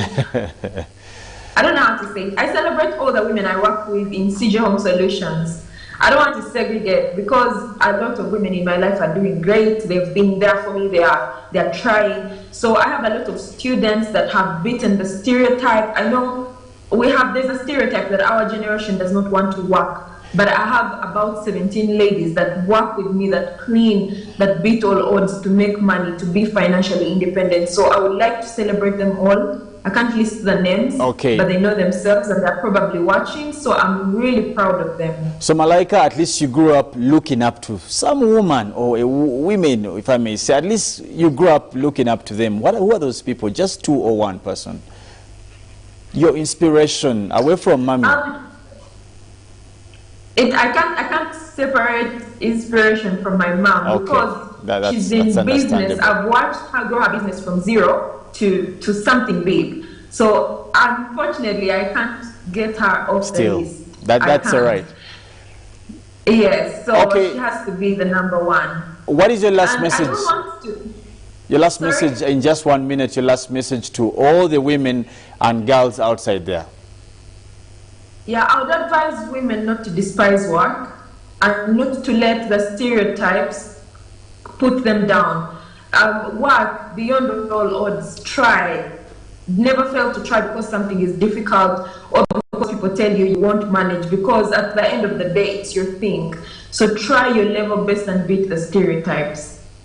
All right, thank you so much, Malaika, for having had time to discuss and probably make also contribution on this very great day where we celebrate women. Now, Blessing, just a few questions before we wrap it up with you. Professionally, we have not had very many women go up to the level of professionalism. Most of them are being kept back in the kitchen and as housewives. There's even a word called housewives to mean women to stay home and take care of the masepichi, all these kind of things. How do we break these chains professionally? Because yourself as a lawyer, in your class, I understand probably you are about, let's imagine if you are 100 students, maybe there were only 20 women. How do you break the chains to have women in more professional jobs? Thank you so much, Felix. The first thing to break the chain is to recognize women's potential. Women actually, we should look at the ability and not the fact that they are women. Maybe to just change a few things, in my class, we actually had the biggest number of women. And it's because I think legal profession really recognizes women because we have the affirmative action, we have so many things that come with the privileges that they give women. But generally, it hasn't been done so. So I think we just need to recognize the potential of women that you have in the community and give them the necessary skills and the treatment that they need. I believe women are performers. They always say that when you employ a woman is very passionate, very honest, very transparent, and with a given skill, they're able to aim higher and even beat the odds that we put in place. So all that we have to do is give them, trust them, be able to give them the capacity to empower them to do things that we want them to do. Because I believe that women do great things. I have had an instance of working with very many women, and truth be told is that women, I don't want to compare women to men, but everyone should be given the chance to decide and the potential to be empowered enough to be able to perform in their different areas of life. Speaking about the chance and opportunity, you did talk about affirmative action earlier. There are a couple of avenues that government and probably also the government, the country, the executive, the parliament, the judiciary as well has put in place to see women emancipated. How have you people utilized these platforms? Do you feel contented? For example, let's speak about the representation in parliament. Do you feel that the few posts or positions that are there for women have been well utilized? Yeah, thank you so much. We appreciate that the government has taken an extra mile to give us these privileges. Of course, they are not enough, but it is a good start. We want to appreciate that fact because we are not where we were 10 years back, we're not where we were 20 years back. There's a great, we've achieved a lot as women, and we've taken advantage of the fact that there are very many women that are coming up with affirmative action, with the policies that have been in place to protect us. We can do more, but I feel like we've moved from 10 years back to now. There's a great improvement. There's so many people that are fighting for our rights. There's so many people that are protecting our rights. There's so many people that are going to the grassroots and educating people and educating women generally, and also with people at large about the different rights that women have, how they can get developed, and so many others. So I appreciate the fact that yes, they have done a lot for us. and we are taking advantage of that a lot because of the people that we are sending to parliament. Of course, there's a lot of politics in parliament, and you do not know if you're sending the right candidates to represent women, but at least the government and the different entities, the civil society has come out to give us the privileges that we need. If I'm to give a percentage, maybe I can give 50 out of 100. We are still a long way, but we're not where we were yesterday. Well, of course, one of the questions that has been quite consistent and quite also funny, Blessing, I'll ask you.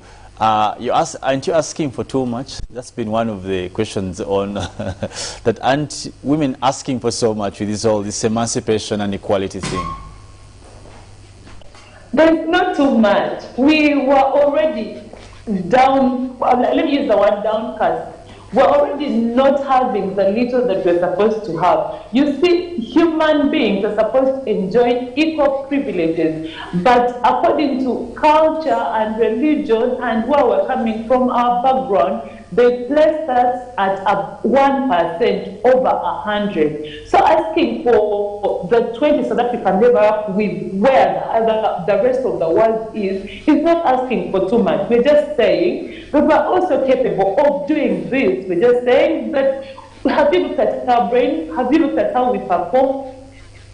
Have you looked at the capacity of delivering that we have? Let us be pushed to a level where we can get equal rights. Let us be pushed to a level where we can do this and the other. So we're not asking for too much. We're just asking for enough. Whatever other person is getting, what the men are getting, we're asking for just that. Just lastly, Blessing, it is also that some scholars have termed it that when women ask for emancipation, they have not appreciated who they are. But of course, as you answer that, also give us some inspiration words, lastly, to the women out there. Thank you so much. We've not appreciated who we are. Of course, that's just a stereotype also. We really appreciate who we are and what we are capable of doing. That's why we're getting out of our way and encouraging people to join us and give us an opportunity so that we prove ourselves, because we know our worth. So it's not true to say that we have not appreciated who we are. Very many women have appreciated who they are. The problem is that the mindset of other women, especially in rural areas, in them by the different cultures, and that's why they have low self.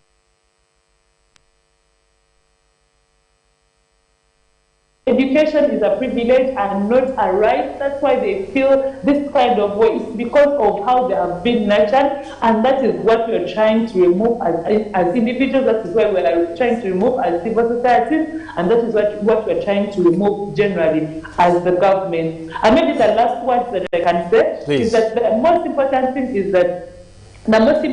is that we are daring to challenge. This is the year's theme. So for us, we are going to challenge every woman out there. We are going to challenge every man out there. Every man who doesn't understand the rights of women, every man who doesn't yet appreciate what we are capable of doing as women, I challenge you that let us dare to do more, let us dare to do much. Thank you so much. That's so lovely, Blessing. Thank you so much. Have yourself a wonderful and quite enjoyable day as you do celebrate women all around the world. Now, we will dive into another discussion also by Priscilla there. I see a lot of beautiful and well-dressed and nice-looking ladies there, Priscilla, with you. And Priscilla, what is it? Should we be worried or should we be excited? To worry about. In fact, one of the ladies has made a very strong statement, and she said that women themselves have to empower each other. Some may be moving up the ladder, but others are having that fear of moving up the ladder. But today, women in security is who we're celebrating here on Good Morning Uganda. And as we get to celebrate them, we get to talk about one of the things that is influencing the very nation that we are in today, and that is security. How they finding their jobs, how they balance the both in their jobs, in their private lives, in their families, with the different hats that women wear. Well, joining us on Good Morning Uganda this morning is going to be Immaculate Musimenta, who is the Assistant Superintendent of Police, and also Detective Assistant Superintendent of Police Virunji. Robina will also be joining us as we got to talk about security security, women, and how they're actually changing the facet and the ideology of security in our country. Well, of course, we cannot wait to have that discussion, quite a mouthful of the same, and I'll be excited. I would want also to hear Priscilla ask the ladies for me how they managed to... Well, we can't wait to see that. Let's take a break, but when we come back, Priscilla will be taking us through that very quite wonderful interview with the ladies in uniform.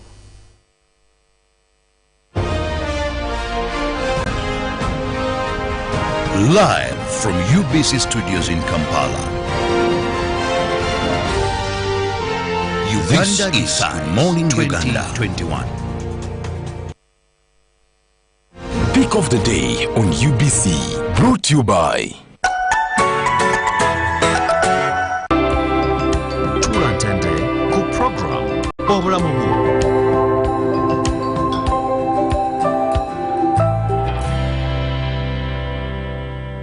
was brought to you by... No one should stop you from finishing what's yours. That's why MTN gives you data bundles that don't expire.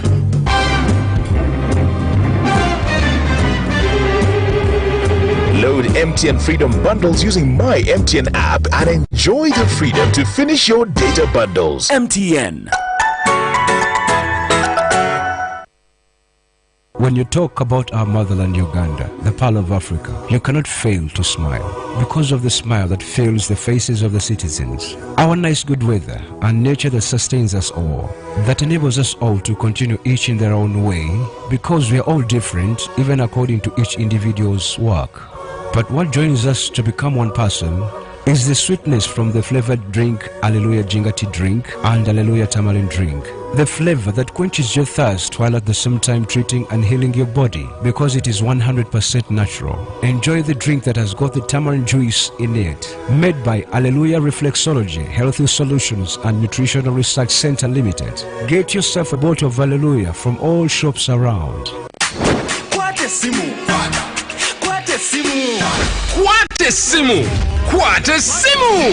For the first time in Uganda, you can pay in installments and own a smartphone instantly. Get to own the Samsung A3 Core, Samsung A01 or Samsung A11 and pay back in either daily, weekly or monthly installments for a period of a year. To check if you're eligible for the offer, dial *284*49# today. You also enjoy free 500 MB on the purchased phone every month for the entire loan repayment period. Uganda nyuma.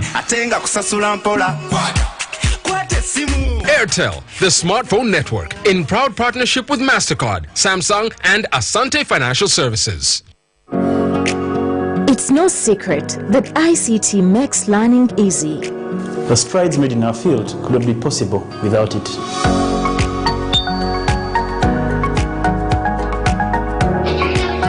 And now we can watch our favorite show. My radio is my best friend. UCC provides an enabling regulatory environment and policy guidance for healthy competition. We also facilitate ease of doing business in the communications sector through licensing, standardization, spectrum management, tariff regulation, rural communication development, and consumer empowerment. An informed consumer is an empowered consumer. UCC supports local content and innovations. Driving the development of a robust communication sector in Uganda is Uganda Communications Commission.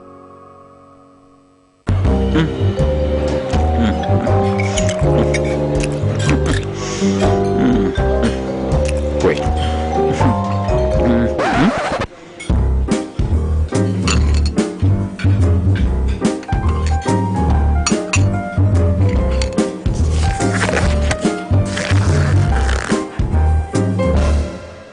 No one should stop you from finishing what's yours. That's why MTN gives you data bundles that don't expire.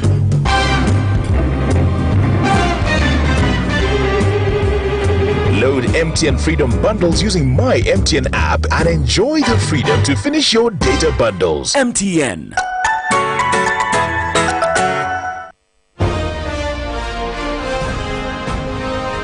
Live from Now Avenue in UBC Studios. This is Good Morning Uganda.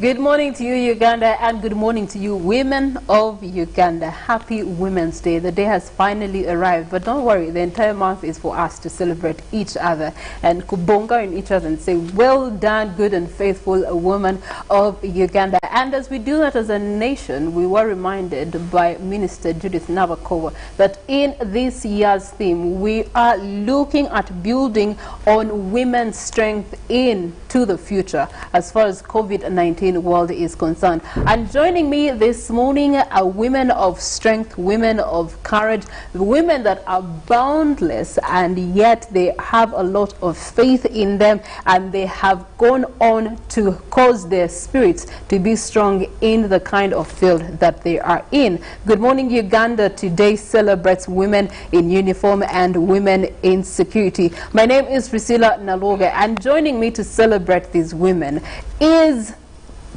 Immaculate Musimenta. Thank you, Priscilla. Good morning to you. Good morning, Assistant Superintendent of Police. Good morning, Happy Priscilla. Women's Day. Thank you. How are you? I want to see the smile. Is it okay if you take off the mask? Okay, since we have good social distancing. Thank you. And for the sake of audibility, allow me to take off this. All right. Good morning, Uganda. We are glad to be here. A message to the women of Uganda?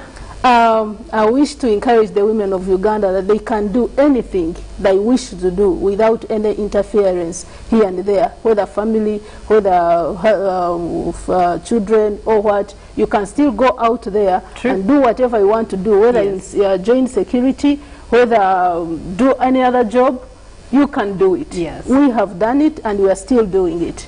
Joining us is another lady, and she's new to the face of Good Morning Uganda, but we choose to celebrate her nevertheless. And this is Robina Virunji. May we see your smile. Thank you very much, Sylvia. Good morning, Uganda. Yeah. Happy Women's Day. Nice to be here. I'm going to put off my mask too. Yes. Social distancing in place. Thank you very much. Well, Robina Virunji is the Detective Assistant Superintendent of Police, and these are women in powerful positions. It does not mean that they are the only powerful positions. Every position you hold as a woman in this country, in this community, in your society is powerful because you are causing impact. But speaking of impact, we now want to dive into the topic of today. Celebrating women in security, in the forces in our country. Of course, security is not just a job. I believe it's a way of life, especially for us as women. So I will start with you, Ms. Menta. Yes, please. Police, army, these are things that were not for women originally, most especially in an African setting. Women have been confined for the longest time into the kitchen, household, stay in the house. That is where you're limited to. How did you get into the forces?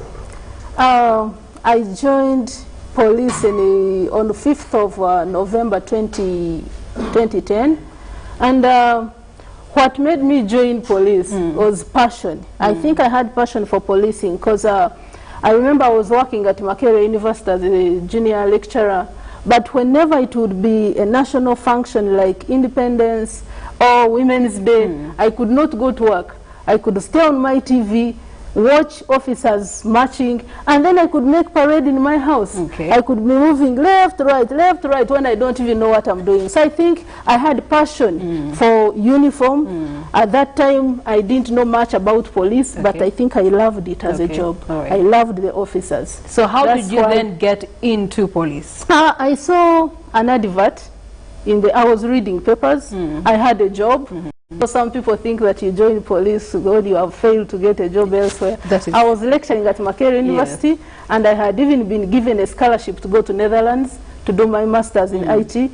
But when I saw the advert of police, I said, this is what I need to do. So just to pause it there, you left an opportunity free of charge to go to Netherlands and study IT, which was a prominent course at that time. You were a lecturer and you left that to join the forces. Yes. Do you know why? Why? I did not study education because I didn't want to teach. So going for that scholarship had a condition that you must come and work for 5 years lecturing. Do you know what would have happened after that? You continue lecturing until that is not what I love. But for police, when I saw the advert, I said this is it, because I felt I needed it. I loved the police. So I decided to leave that, and I have never regretted my decision.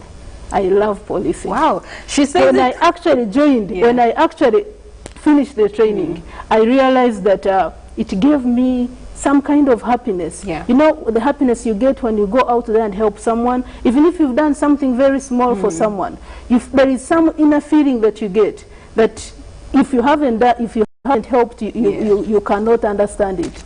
So I found this in police, and I became very happy. Since 2010, she has been in the police forces, and even when you see her said, she has a smile about it because she enjoys it, and she sees it without fear and trembling. We also do have Robina Birunji. She's a detective. This is the first time I am meeting a detective in my entire life. I see them in movies. I love detective movies. And so to see and meet a detective in reality, for me, it's an honor. And I respect and honor you, Robina.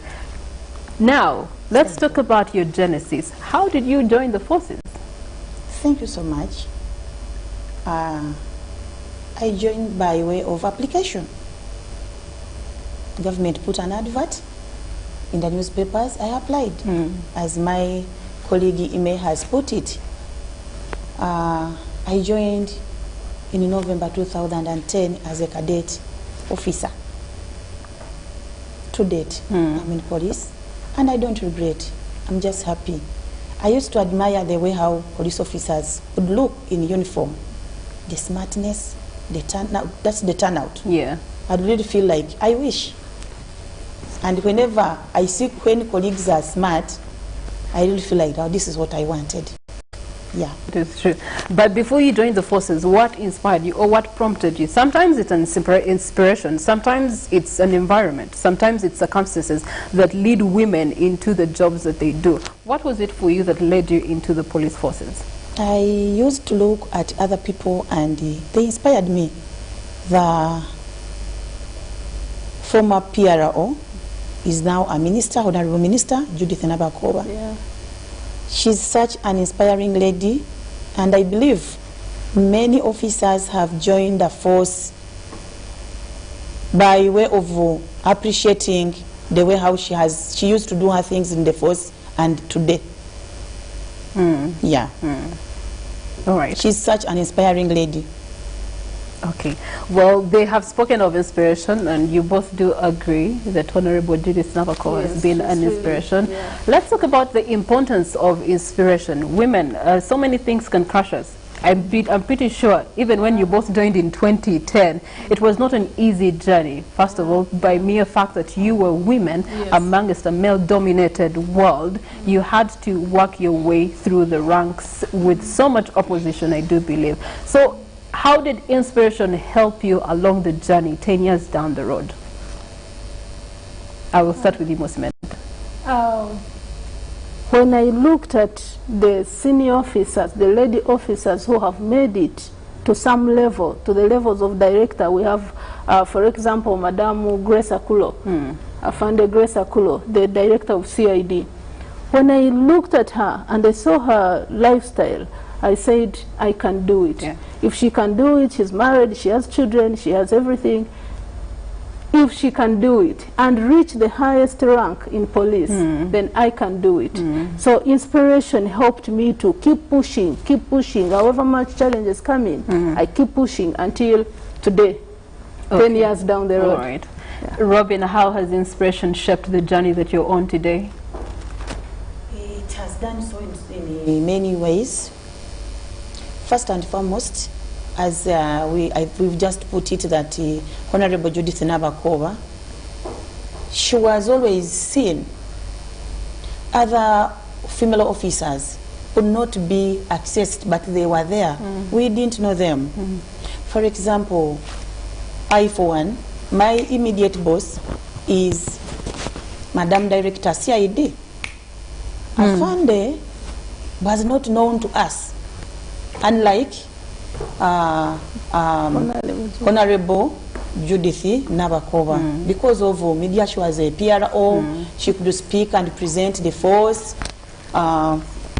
So we, after joining the police as a cadet in 2010, and then we passed out, we kept on, or I kept on seeing how she does her things, how other female officers would do her things. We came to know that there was a department in police for women and welfare being headed by women. So really, we have a number of them whom we are looking on to also move on. During our time in training, we had the lady, Madam Hadija Namutebi. Yes. Do you know, being in a training school and you feel like things are like hard, challenging, but there is a lady and is commanding. And she was the commandant. Commandant, PTS. Yeah. 2010. We're like, she can do it. If she did it, and we can also did it. Yes. Yeah, sure. So please, we've really been looking at, there are many that I'm telling you, when we found her there, and she could tell us that she went through similar training. Similar training. I say, I'll do it. And we knew, maybe to cut her short, we knew she was a mother. She had like 3 kids. She was married. We could see her hustling, breastfeeding here and there. So we knew that if she can do it, we can also do it. All right. So which now begs me to ask myself, you're wearing hats this morning, but as women we wear so many hats of different sizes and shapes for different reasons. What are the other hats that you wear as women? Robin, I will start with you. For example, the one I'm putting on is a beret. Okay. There is another one for general duty uniform. It looks like a cap. Then there is another one for ceremonial, bigger. So I think they are the two. The 3. To add on that, the different hats that we put on, like partly you have a job, partly you have a family, partly you have children. They have to go to school. You have to take them to school, do their homeworks. Now these days, children are home. Schools in Kampala, all online learning. It was not easy, my friend. To teach the child, you have to supervise. My firstborn is 5 years. The second is 4 years. So they can't concentrate on the laptop or the gadget alone when they are doing online learning. It was not easy, my friend. I had to make sure they are settled on the computer, rush to office, then come back, check the homework, to make sure they have done the right assignment. It's not easy here and there, but somehow you find that you're managing. Then, of course, we have also understanding bosses. Sometimes you're like, Afande, I have to pick some homework from school, or I have to do this. Somehow they understand that we are mothers. They understand that we have very many other aspects of life to handle. So they tend to give us time. So you're both married ladies. Yes. You're both mothers. Yes. And you also have other things that you do outside of those 3 hats that you're wearing. Yes. Now the question comes in, how safe is security and organs of security in our country for women to work in? For the 10 years that you've been there, how safe has it been for you? And then also, how safe would you want to see it for the coming generation of cadets as women? What I must say is that the safety of a lady in security could even be better than the safety of ladies out there in the other profession. I'm telling you. Let me tell you, when you're dealing with trained people, our trained men, when we are out there with them, we become like brothers at the end of the day. You're one and the same. When you're in training, you're sleeping in the bush together. You're doing these very difficult things together, but you reach an extent and you feel like they are your brothers, not like strange men. And the training instills discipline in them that helps them to not to think of any negative things, like the things of rape, defilement. They are not there. Someone could imagine that if you put a group of 600 people together in the bush at night, maybe weird stuff could happen. But no, this is not there. This is not there. Because everyone looks at the colleague as, we tend to be like the same sex. Okay. We don't feel like this is a woman and this is a man. For some reason, I think it's the training. So we have seen that inside security, women are actually safer. That's why I made that statement. We feel as if it is safer inside than outside. Than outside. You hear situations in other workplaces, maybe this boss is doing this, like students normally complain at one university, which I don't want to mention the name, that they said, you give goods and then they give marks. You have heard of such. Yes, but in police, in the training schools, such things are not there. You work, you train, you do your assignments. What you get is what you're given. There's nothing like harassment here and there. Robina, I believe there are challenges. We cannot paint that it's been a good, rosy road for you, but there have been challenges. Can you tell us about 2 challenges and how you've been able to overcome them? Thank you so much. I wish to inform you and the public, the viewers at large, that challenges in the force are there, but the good things in the force are overweigh the other, so they overshadow. They are minimal. For example, you may say that if I'm deployed to work at night and I'm breastfeeding, it could be a challenge for that kid whom I will be leaving at home, and maybe for married women, distant transfers only. Other than that, and they are normal. Because even which is part of work. Transfers are part of work in every workforce, in every sector, in every industry. The good things in the force, so far which I have seen, are better than they would be challenges. Let's shine light on the good things that you're talking about. One, let me say, a job. You know, the people keep on saying that there's unemployment in Uganda. No, do you know, having that job and every end of the month, you pick your ATM and you are able to provide for whatever you may feel like you want to provide at home. You can also supplement on paying school fees in addition to the husband. You can also help daddy, mommy, and those other dependents whom we have. So, 2, serving, as she had put it here, my colleague Ime, that there is nothing an officer feel better than when you help a needy person.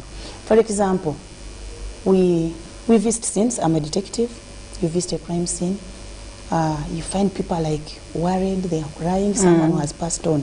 You also feel it upon looking at the way how maybe somebody has been murdered. But you wear that strength, that heart. You feel like you are strong enough to talk to them, console them, pick the body, take it for postmortem.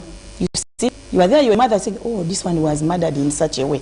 So when you help them and comfort them, counsel them, I feel like I've done something. You see, a mother whom you found at the beginning, crying helplessly, can be able to put on a small smile and accept this is how it has happened, and it cannot change. Yes. So, to add on that, the good things in policing, I cannot even sit here for 1 hour and talk about. We can. Unless you add us 1 hour. We shall ask. Policing opens doors. It opens your head, opens your eyes. You get to meet new people. You get to understand the different cultures. When we were growing up, maybe when you had already reached university, you could not even imagine that you will ever meet people from different corners. But with policing, you tend to interact. Everyone in the whole world, they come to you. They need your assistance here and there. You're interacting with them in this and this way. Then we tend to travel. We have opportunities. We go for courses outside there. We go for missions. We have UN missions, we have African Union.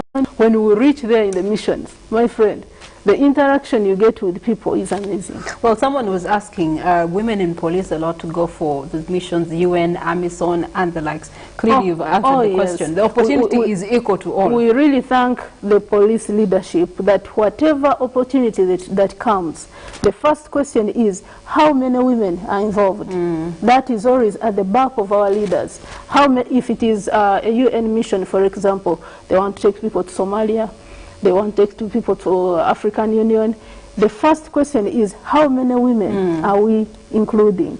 They cannot send a team of maybe 20 people without at least 5 ladies. We are always catered for. So thanks to the management, to the leadership of the Uganda Police Force. Okay. Also the other... To add on, Robin. It's not only on at the time of mission issues. It starts right away from the time of recruitment. Yes, exactly. Government puts it and say 30%. And when ladies, no ladies tend to fear. When that 30% is not raised, the exercise will be repeated. So you can see how gender is being considered. Yes, okay, all right. Now, as of course, ladies, we do come with so many things alongside. We are women, first. And there's always that season of the month that we go through. Then motherhood comes through, and every once in a while you have to go through 9 months, and then after that you have to go through nursing. So in the forces, is there consideration? Are there special treatments? Are there initiatives to help women with these other facets that come with the job? Yes. Sorry. To begin with, I may say that they are first and foremost, we are considered like other women in other institutions for maternity leave. And at said headquarters, there is a provision. And that one is just like a case study to see how it can work out and how big or well facilitated it should be. There is a center where a breastfeeding mother can go sit and breastfeed the kid freely without cameras looking at you or passerbys. Gone are the days of sitting under trees to breastfeed the kid. Bench in the compound. And we allowed because our bosses will be knowing ABC is breastfeeding, is a breastfeeding mother, and it's there. Okay. Yes, also pass leaves. For example, you are breastfeeding, your kid is like sick, you are allowed to ask for a short pass leave, attend to the kid, take to the hospital, take immunization, come, but also work. Yeah. Okay. Such considerations are there. Well, we do not, to add on that, we do not actually only have maternity leave, but we are paid for that maternity leave. Wow. When you, how are we paid? Maybe I shouldn't be misunderstood here.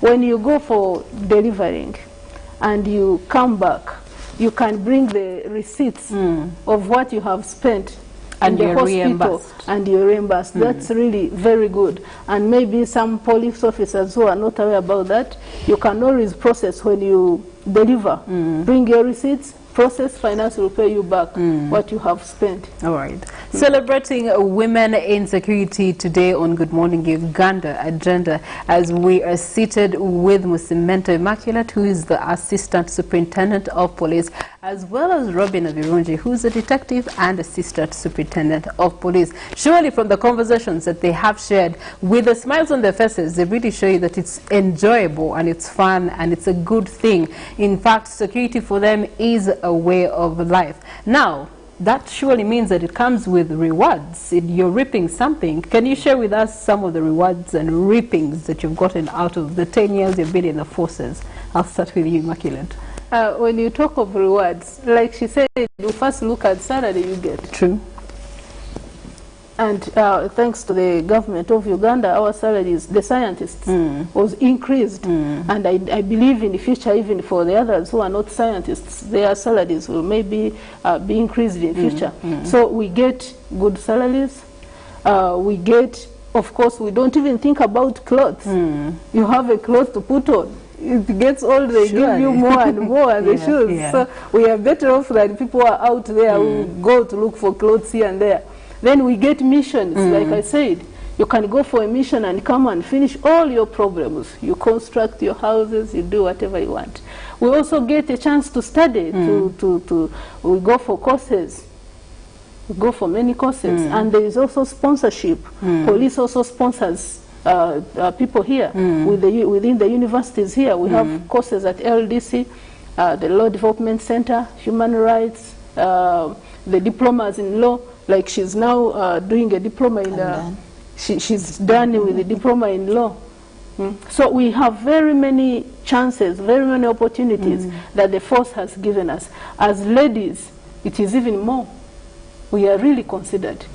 It is true. It's very attractive what you're saying and appealing to our audience this morning. Robin, I would like to state, not all of us can end up in the forces, obviously. We can't have the entire country being women in forces. However, there's peace and security to be monitored and maintained and also created within our societies, our communities. How can women outside the forces actually be part of or play a role? What role can they play and how can they play it in maintaining peace and security in our country?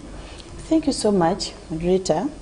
Women out there who are not in the forces, I would encourage them to at least engage themselves in groups, because they discuss a lot of things there. They meet different people and they discuss about different things. They should also engage themselves into local leaderships in their areas. If, for example, the chairperson LC1 is a man, I would encourage that the vice and the secretary should be a woman, because it is the first security organ on ground. Like you could be at the station, but the first security person down there is the chairperson LC1 who will call and we are suspecting this one on ground. So we do encourage that women should not leave all those positions on local council to only be for men. Yeah. Also, I would encourage them to be listening to radios when there is like community policing. Officers are talking on radio, they are on TV. You should take interest and watch and learn and pick something. Yes. Well, I hope you're taking keen interest, learning and watching and picking something from our conversation today as we continue to celebrate Women's Day here on Good Morning Uganda. We're going to take a short break, and when we return, we definitely look at other things as we celebrate women in uniform.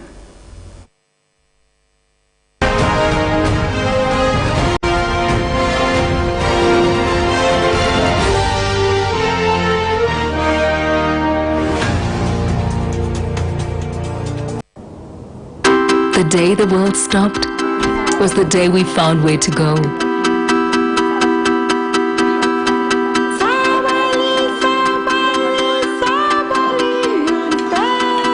From now on, we are not going to leave anything on our plates, because we've learned to savor the moments that were always there, and they never tasted this good.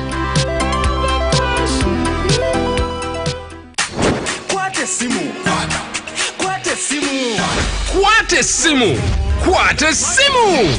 For the first time in Uganda, you can pay in installments and own a smartphone instantly. Get to own the Samsung A3 core, Samsung A01 or Samsung A11 and pay back in either daily, weekly or monthly installments for a period of a year. To check if you're eligible for the offer, dial *284*49# today. You also enjoy free 500 MB on the purchased phone every month for the entire loan repayment period. Ha!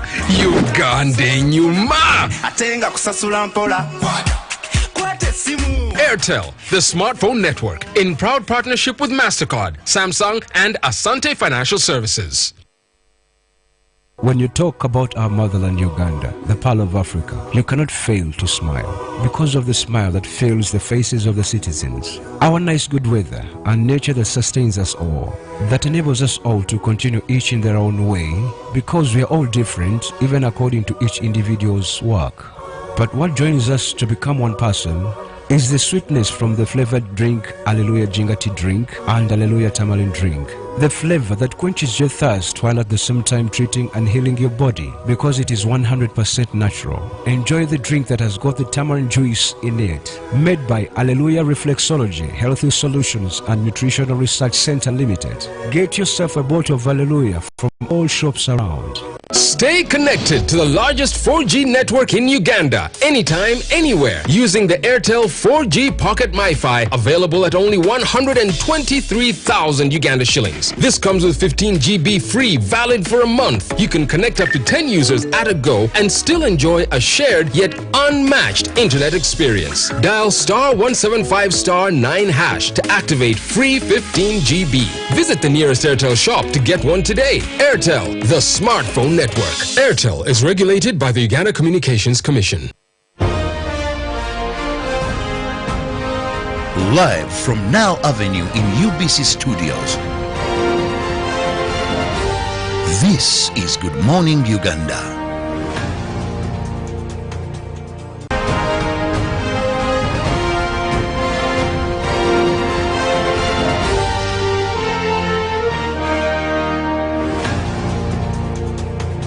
Good morning to Uganda once again. Welcome to Good Morning Uganda. This is Good Morning Uganda Agenda as we are celebrating the strength of women in the new world of COVID-19, how they've been resilient and persistent in doing what they have to do. And most specifically, we are celebrating women in security this morning on Good Morning Uganda Agenda. And joining me as we crown up this conversation on Women's Day 2021, we do have Immaculate Musimenta, who is the Assistant Superintendent of Police, joining me this morning. And I'm also joined by Robina Virungi, who is a detective, that very admirable position, and Assistant Superintendent of Police equally. My name is Priscilla Nalwoga, as I'm having conversations with these wonderful ladies. Surely they have done a good job in letting us know, women, we should not stop ourselves from achieving anything that we want to achieve. They didn't join the forces by circumstances or mere pettiness or some sort of miserable life. No, they joined it because they loved it, they were passionate about it, and they went for it. And guess what? While they're there, they got married, their wives, their mothers, their still children with their parents from where they come. They probably have businesses. They have added value to themselves as well as value to society, and for which I want to celebrate you women. Thank you so much for a job well done. Thank you. Now, speaking of which, I'm pretty sure after 10 years, there's been promotions, and there are possible promotions. For women, let's talk about the promotions that have come through in the forces for you. We have had promotions, for example, maybe not specifically for us, the two of us, but women have been promoted in the police. We have commissioners, we have senior commissioners, we have assistant IGPs, we have, and even those who have not yet received promotions, like from our lot, we believe with our hard work that is being seen, in the future we shall get promoted. Sure. Yeah. All right. And Robina? On the issue of promotions, I will say, to add on what I said, that we were once promoted from cadets to assistant superintendent of police. We used not to have the black flaps. At first we had the white ones, cadet, but now we are fully assistant superintendent of police officers and heading departments. So promotions are there, but they come with the other expenses on them. You promote an officer, you increase salary.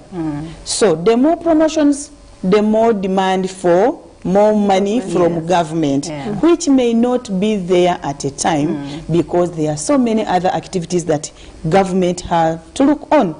So we go slowly, but with expectations we know the sky is the limit. Immaculate, today is Women's Day and we are celebrating each other. What does Women's Day mean to you in such a time as this? Women's Day is a global day for celebrating the social, economic, political, and cultural achievements for women. But it is also a day that gives us an opportunity to reflect and admire women for the constant strength and resilience that the women put in to go out there and do what they aim at doing and end up achieving it. This is a good day for us. Okay. All right. Robina, 8th March every single year comes our way. What does it mean to you, especially in the new normal? We're under COVID-19 and women most especially have been affected. Domestic violence, they're the ones who are at the front line. We've seen, I remember last year, there's a lady at the front line, a doctor who was murdered because of her job and she lost her life. I'm pretty sure you're aware of that case. We've had women that have had to take on extra jobs, odd jobs, to be able to survive under COVID-19. What does this mean to you and to those women, and what would be your message to them?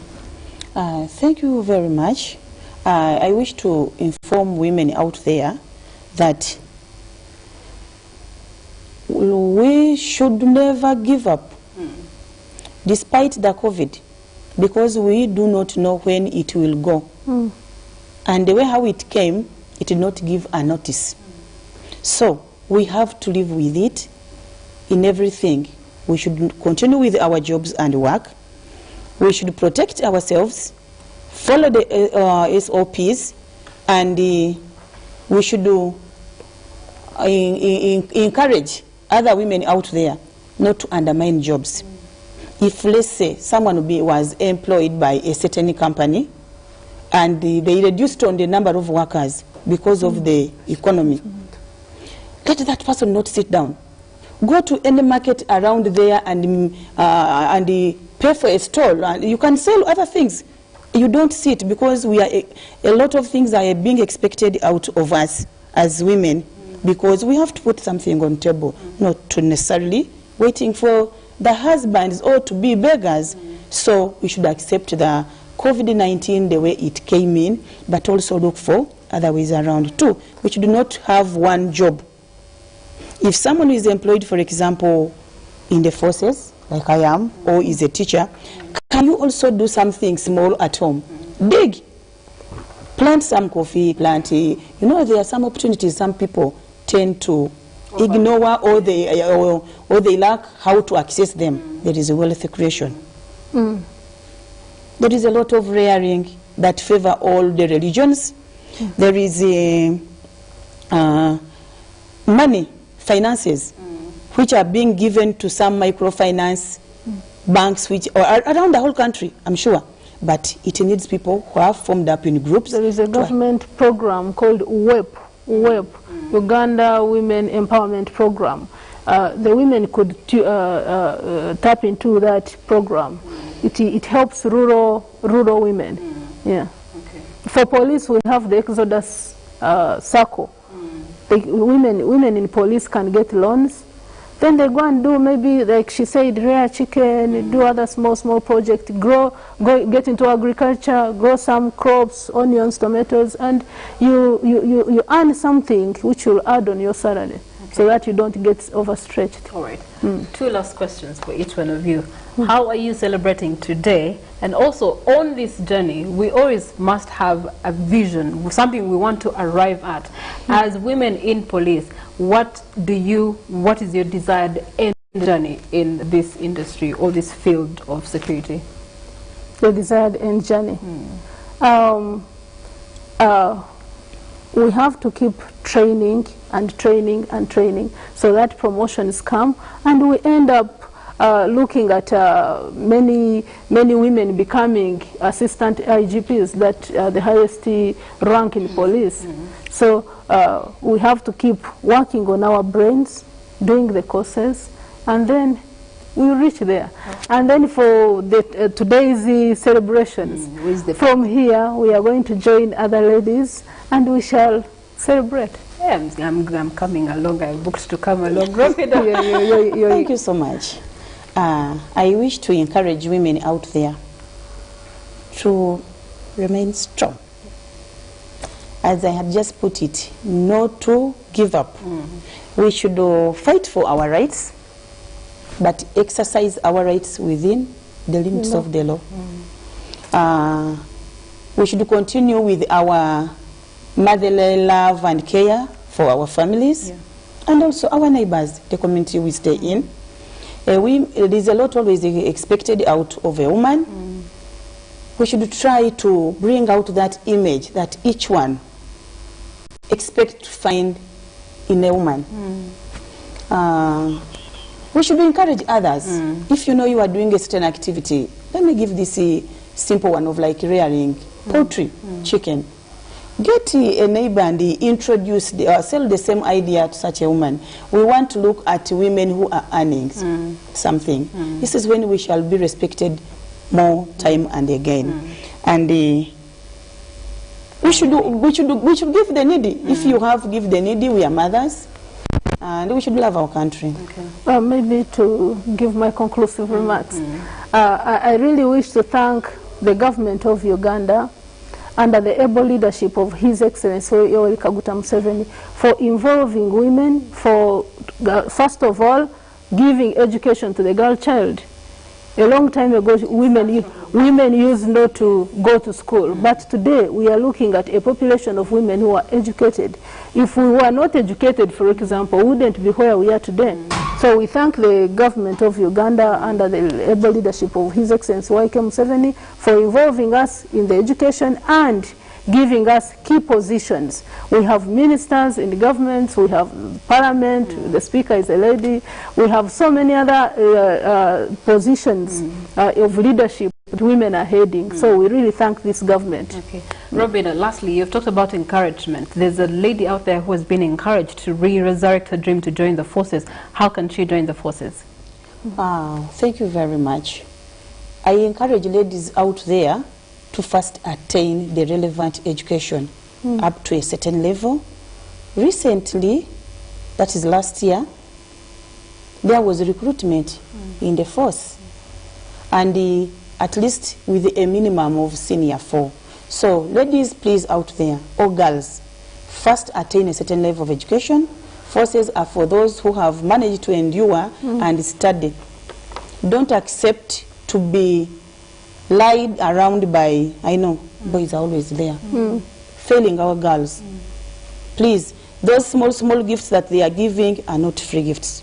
They are gifts intended to block you from attaining what you may be intending to attain.